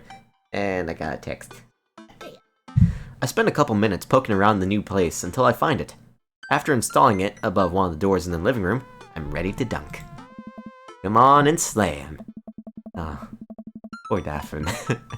He's actually so bored. Is that a GameCube in the corner? Just plug that in. That'll be fun. GameCube! I take a leap from the free throw line and rocket that sucker down the net. The crowd goes wild. And welcome to the jam. Ugh. I pull up from the three-point line, breaking ankles and sinking a fadeaway. And I forgot the rest of the words to this song. Me too. Me too. Oh, look behind the back. Quick shoot. Everyone's on their feet. Something, something, Space Jam! Dad? Oh. I turn around and see Amanda standing in the doorway. Her eyes are a little puffy. Almost as if she's been crying.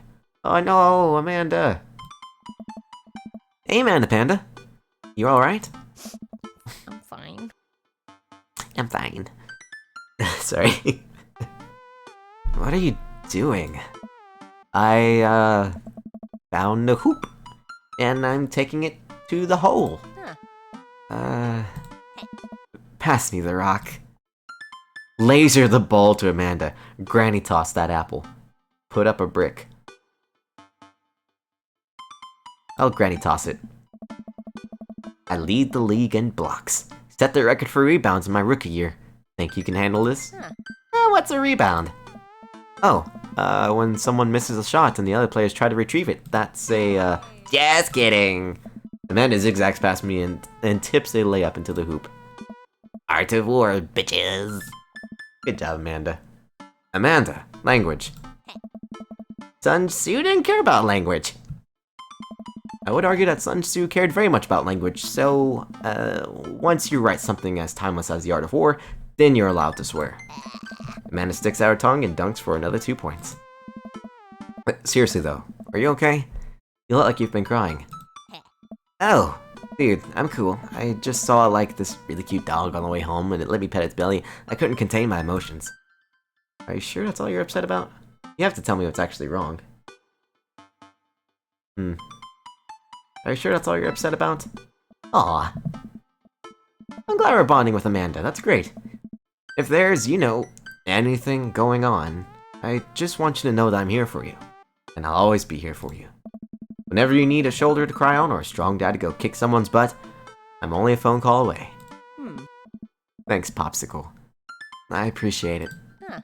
But I'm fine. Really. I'm unconvinced, but I'll stop badgering her about it. I'm sure she'll tell me when she's ready. Oh, okay. Just making sure. Maybe you should be less concerned with my face, more concerned with full court press. Aw. Amanda and I played ball for a little longer. Then we cooked dinner together. We managed to not almost burn down the house this time. Afterward, Amanda and I dig into a carton of ice cream over an episode of Chopped, Toddler Tournament. No. Don't let the poor babies near the knives. No.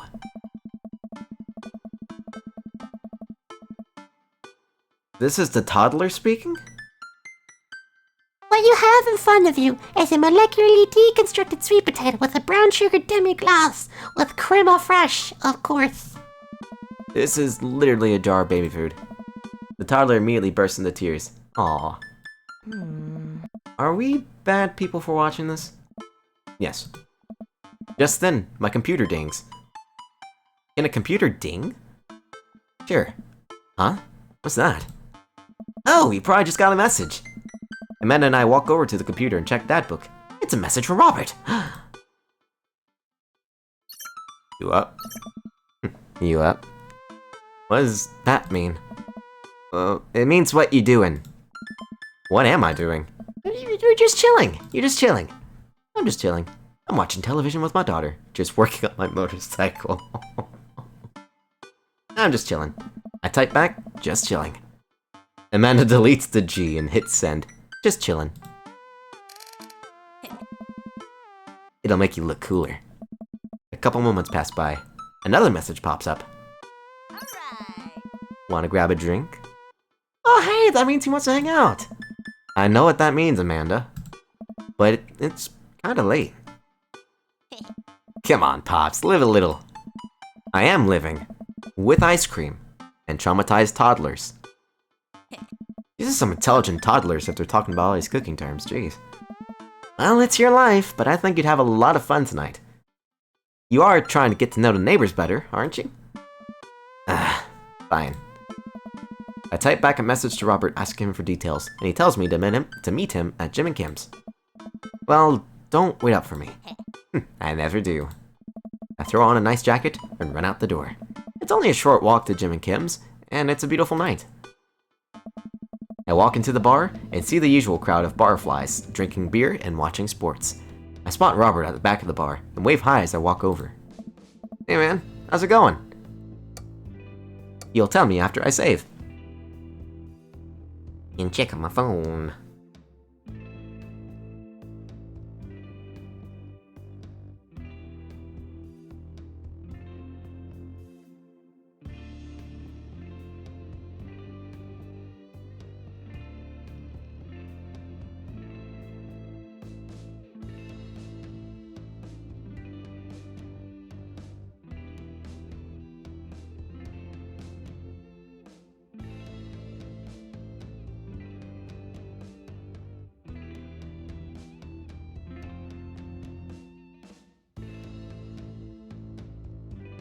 Sorry about that. Had to get that message out there.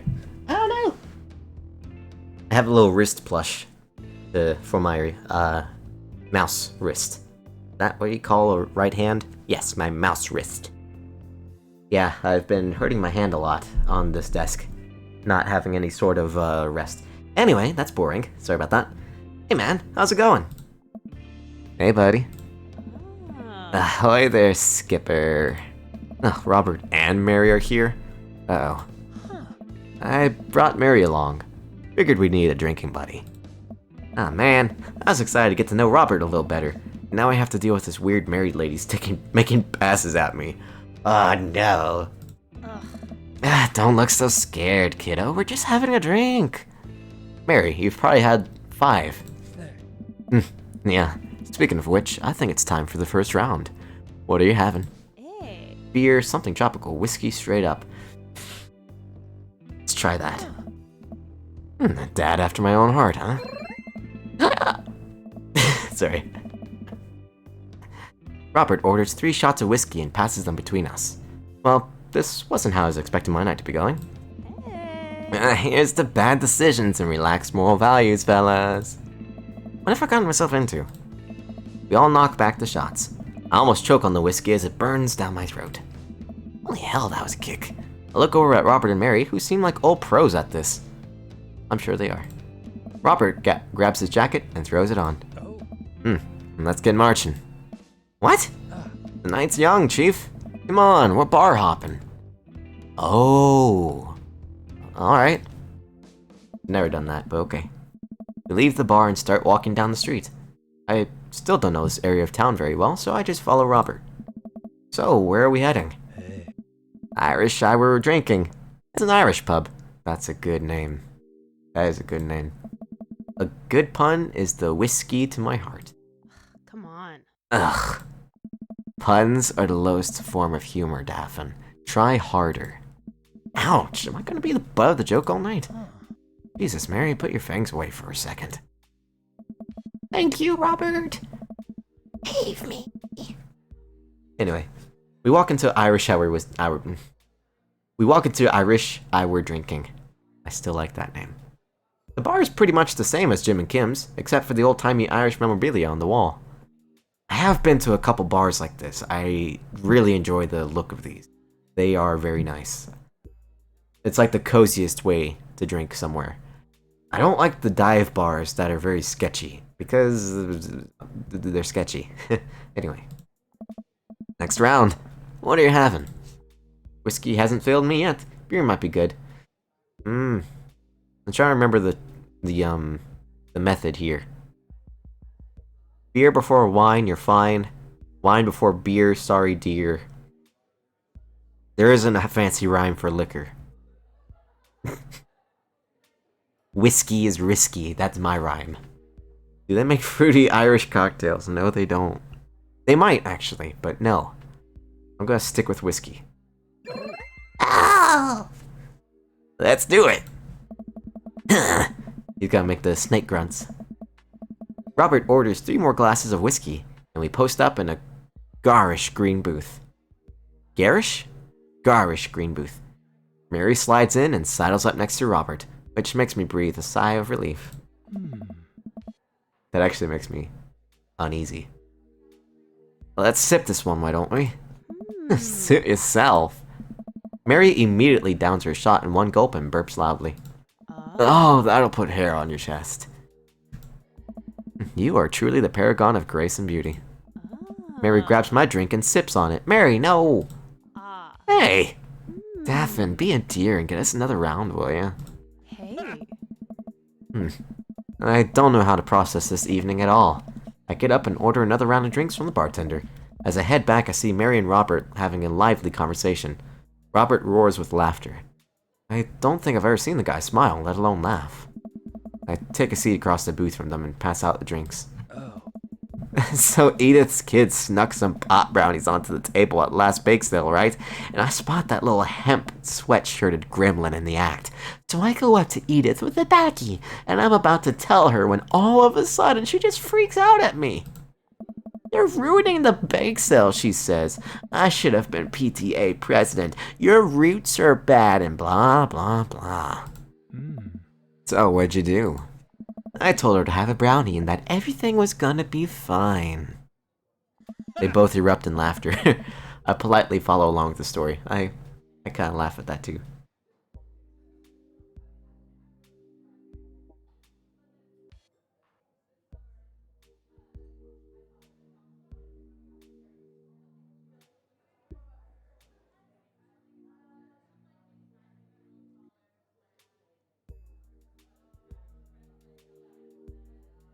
Sorry.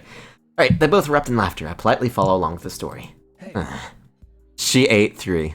No, Mary, no. More laughter. Okay, that was actually pretty funny. She called the cops and told them that time has stopped.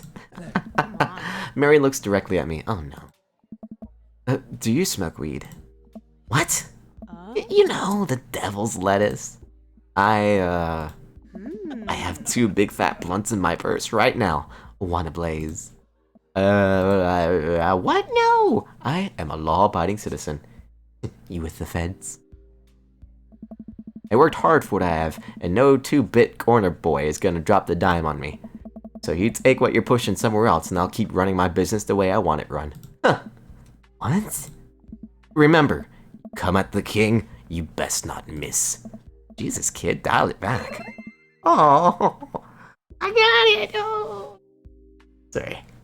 But that's how I would respond to. I'd sail over her head just to try to say nope. But the most coolest nope. Robert giggles helplessly. I'm just kidding, cowboy. Lay off the kid, Mary. He might not be used to your brand of humor.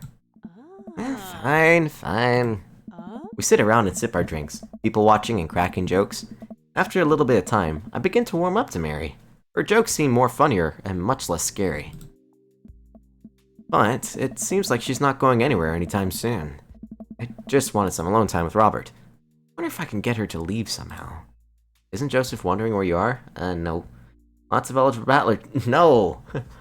Could you get the next round? You're trying to ditch me, pal? No. Because if you're trying to ditch me, you could just tell me to scram. No, it's fine. Daphne wants alone time with his new best buddy, Robert. Read you loud and clear. The wingman breaks formation to pursue their prey. Now, if you fellas will excuse me, Mary needs to sink her teeth into a helpless boy. Go with God. Nice seeing you. Deuces, nerds. Mary gets up and saunters over to a younger-looking guy at the bar. She grows on you. Does she, though? I feel like she kind of delights in making men suffer. Well, she does. But what about her and Joseph? What about him? You know, they're married. And she definitely tried to get into my pants the other night. And, I gestured to her across the bar, where she's making goo-goo eyes at that young guy from before. He looks like he's being held hostage. Oh, that's just a thing she does. She's harmless. The boy she's hanging off of. Poor kid looks like he's seen war. Robert lets out a hearty laugh. Hey, I got him to laugh. Oh man, you know I pegged you for one of those straight-laced types. Oh, don't worry, I got pretty wild back in my day. Still got a little wild in you? You know it. There's so much wild in me. I have a child I need to care for. I get so wild, I've got a whole safari in here. Just really wild all the time. Uh-huh. Oh. Robert orders a couple more rounds of shots. I gulp. What am I getting myself into? Making a go shot for shot? There's only one way to look cool here. I grab the shot closest to me and down it. Robert looks impressed. He takes his shot and knocks it back. That's one. So, what do I even talk about? He's so cool. He probably hates small talk.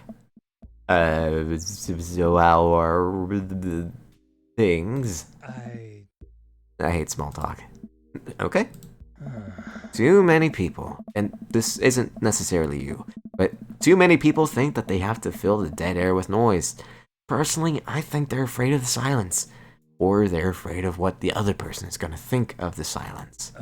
So if you want some unsolicited advice, just learn to be comfortable with the silence. Nothing wrong with two people sitting in silence and drinking whiskey. Oh, alright. Robert and I sit in silence and drink whiskey. I take in the rest of the bar. Patrons laughing, playing darts, spilling beer. Mary giving the hard sell to that young man, the young man pretending he got a phone call from one of his friends. Maybe silence is nice sometimes. So, you ever kill a man? I choke on my drink. Excuse me? You know, watch the life drain from someone's eyes. It's not just their life, you know. It's their hopes and dreams draining away. Every memory and experience they've ever had, gone. Oh no. Great, me neither. I keep saying neither, it's neither. Great, me neither. Robert knocks back his shot and motions for me to do the same. I reciprocate. I'm just messing with you. Relax. I laugh nervously. Ha ha ha ha ha ha ha ha ha. Or am I? I laugh nervously again. Ha ha ha ha ha ha ha. We sip more whiskey, and people watch some more.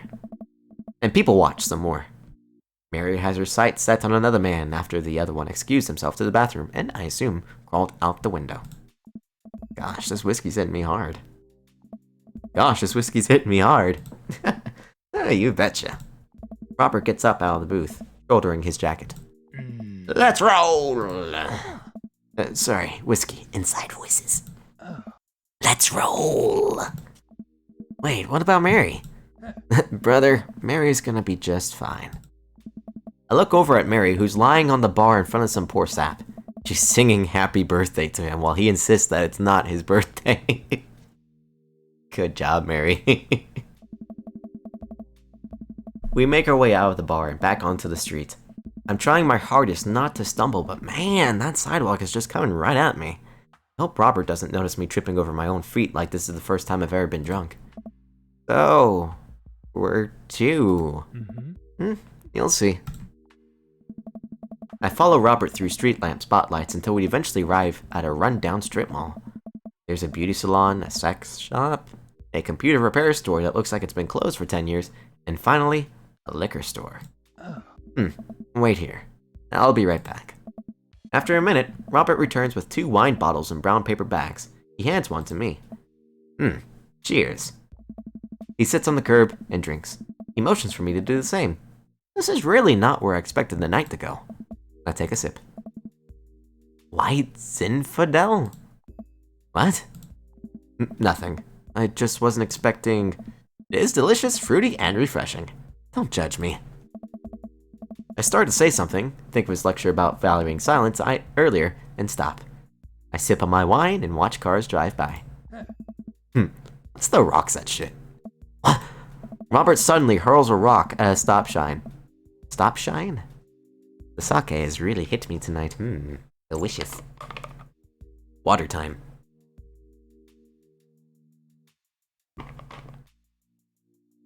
I'm gonna stretch real quick, hold up. I hope you didn't hear that.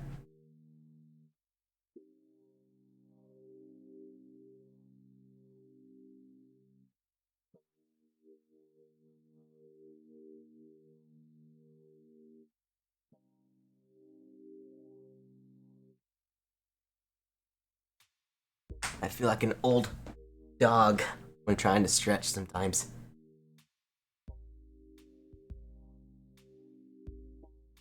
What do you guys do when you try to stretch? I've honestly been trying to get into yoga, but I'm not flexible enough.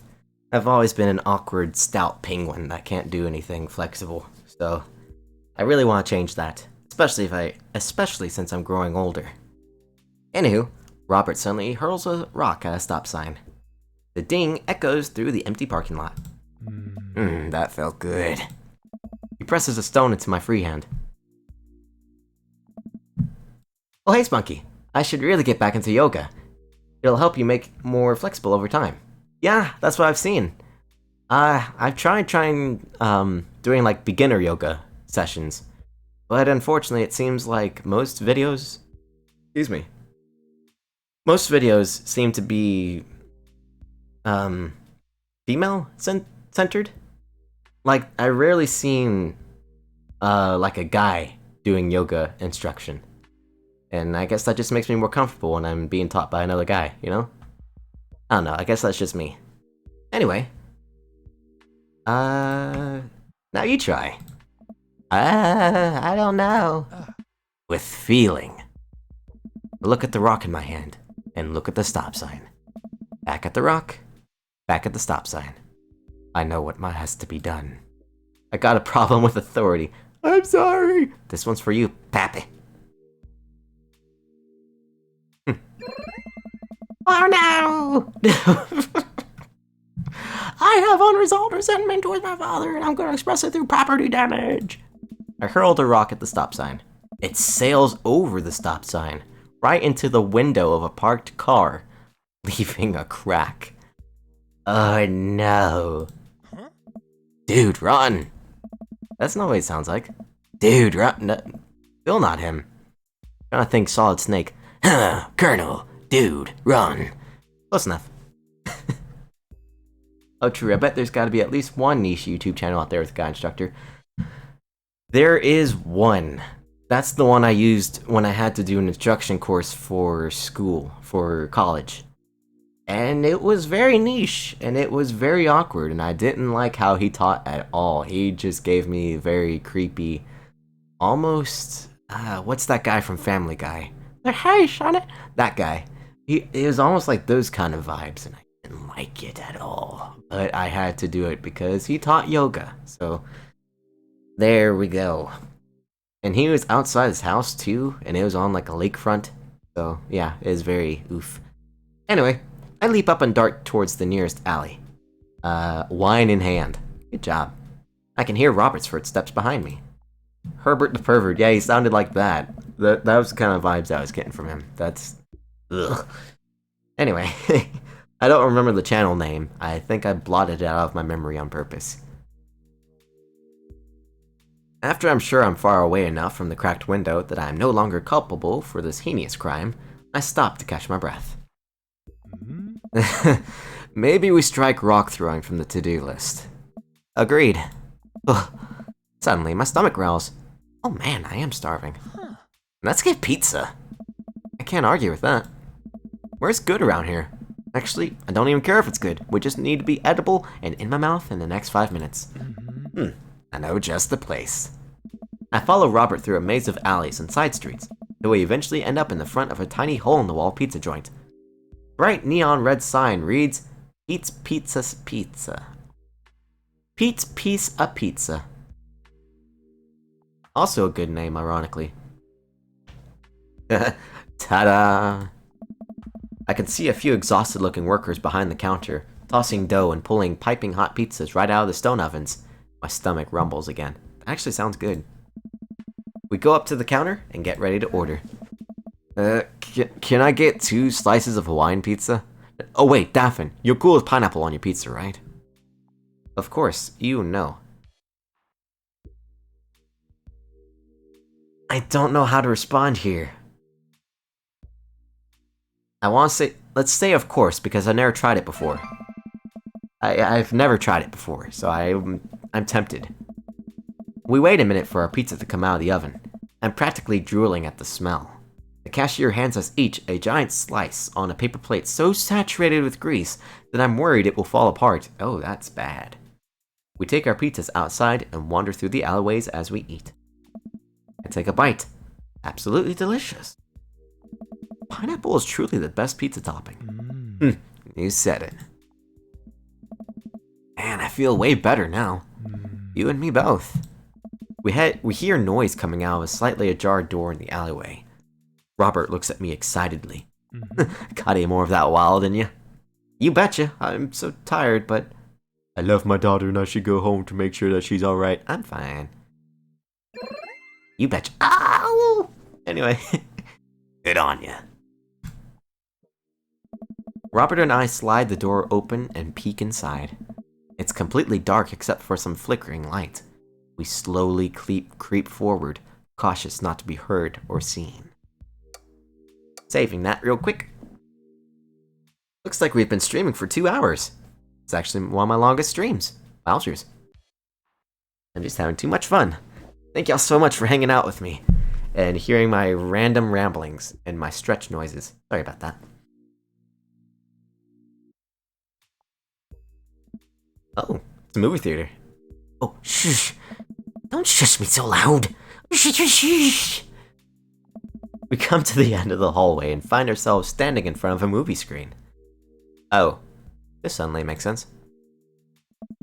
Did we really just sneak into a movie theater like a couple teenagers? No talking during the movie, man. We look up into the audience and are surprised to find it's almost completely empty, save for a row of a few teenagers in the front. They look annoyed when they notice us. Robert starts making his way to the very back of the theater, and I follow him. We settle in with our wines. We still have the wine? Jeez.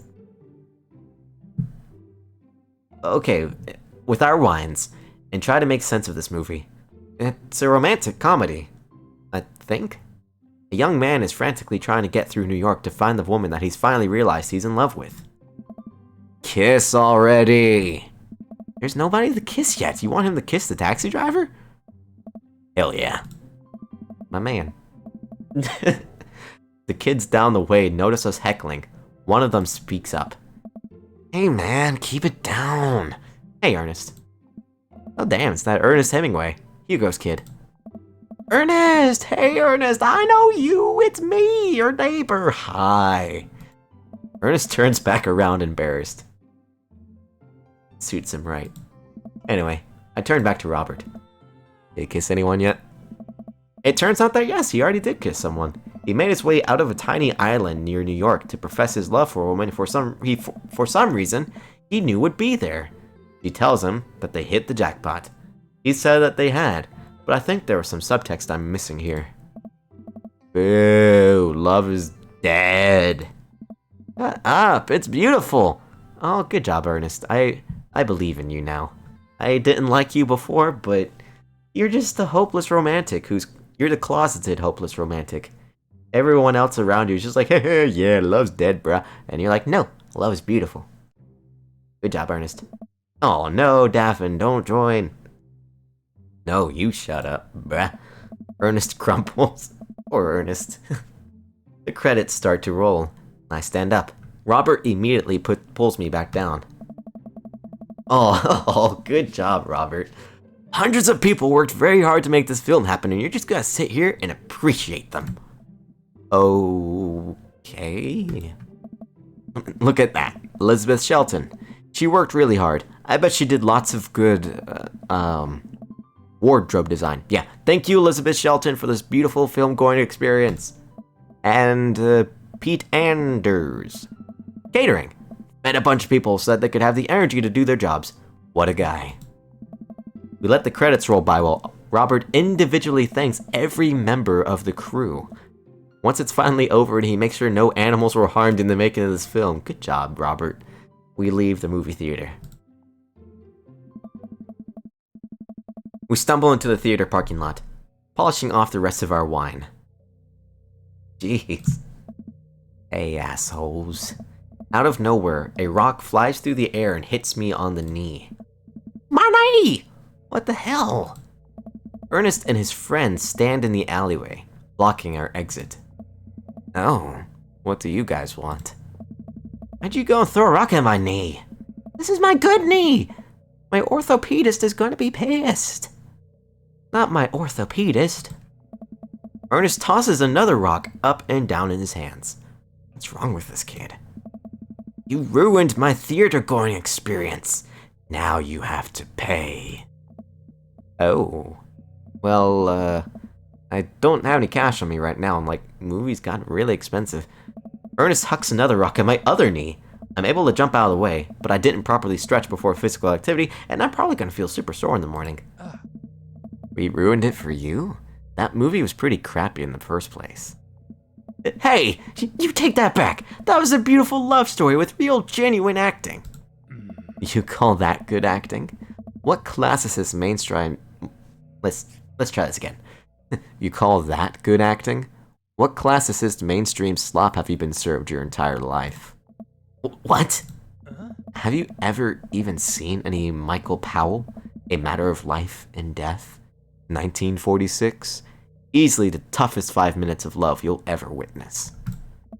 Listen, man. No, you listen. That popcorn-ass drivel of the mass media is shoving down your throat will only make you dumber and sadder. You of all people should strive for a higher standard in the art you consume. Your name is Ernest Hemingway, for Christ's sake. Oh no, now you've done it. Ernest rushes Robert, screaming like a banshee. Yep, that's what a banshee sounds like. It's also a banshee at 2:44 in the morning, so I can't actually go screaming like a banshee. I dive between Ernest and Robert, trying to stop the kid. He lunges forward, kicking me as hard as he can, in the knee. The fuck in my knee! Poor Daffin. Oh wow, Robert. Get him. Robert gets in between Ernest and myself. It's as if he's seeing red. Oh fuck, my fucking knee hurts. Hurts my friend. Poor Daffin. And I know that's Dan voicing him, but... Anyway. Alright, buddy. Talk like a punk, get hit like a punk. Robert squares up into a boxer's stance.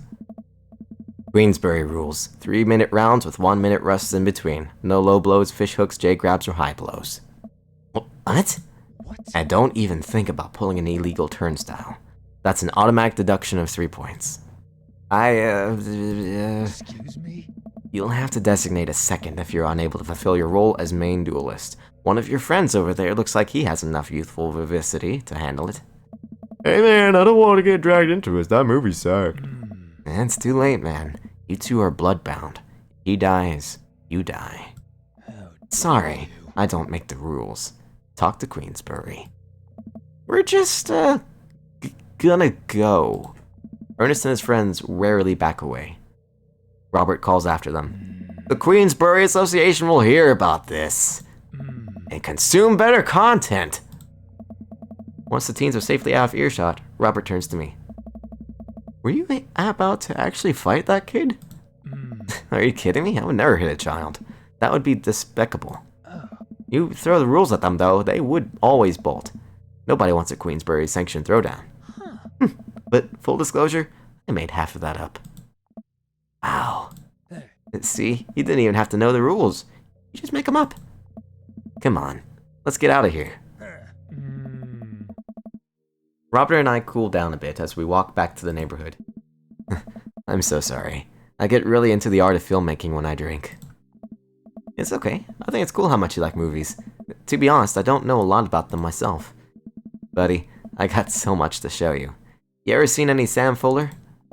I haven't. Fuller is cash. Thanks for defending my honor. Thanks for the dinner and the movie. Thanks for the adventure. Adventure is all I got, buddy. Robert throws an arm around my shoulder, and we drunkenly belt out the tunes all the way back. We finally got to his doorstep. This was an interesting night. I liked it. A smile forms on his cheeks. A rare sight.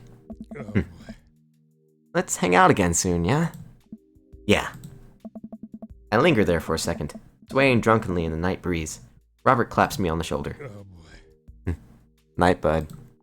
Robert heads back inside and I stumble my way back. Let's see what we got.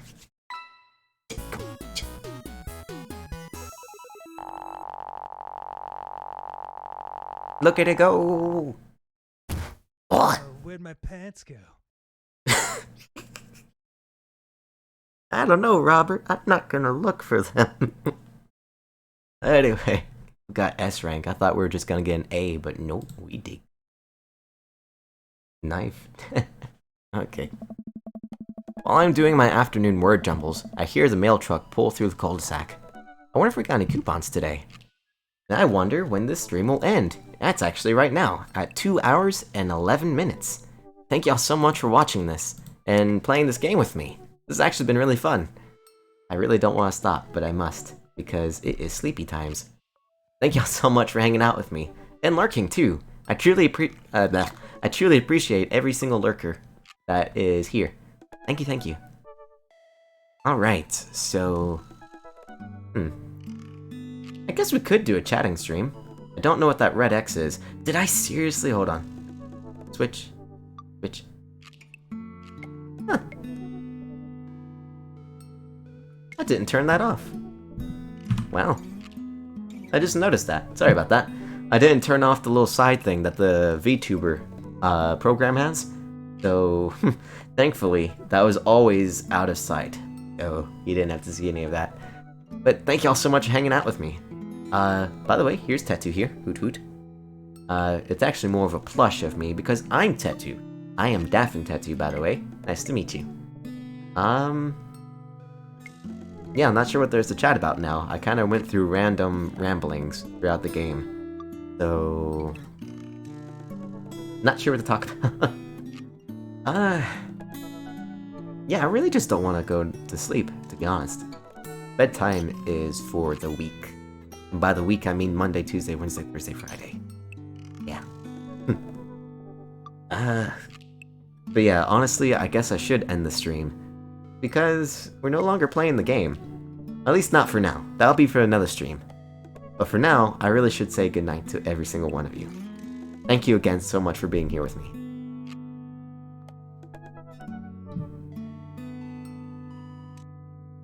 With that, I say have a good day, good night, good whatever. Just make sure you have a good one. And we can actually raid someone. Hold up, let's do that.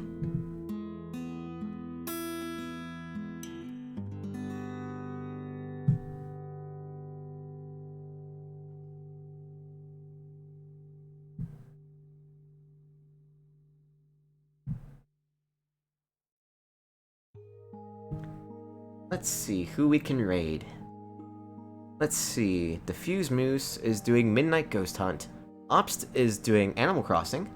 Zephy is doing Art. Ash is doing Grand Theft Auto again?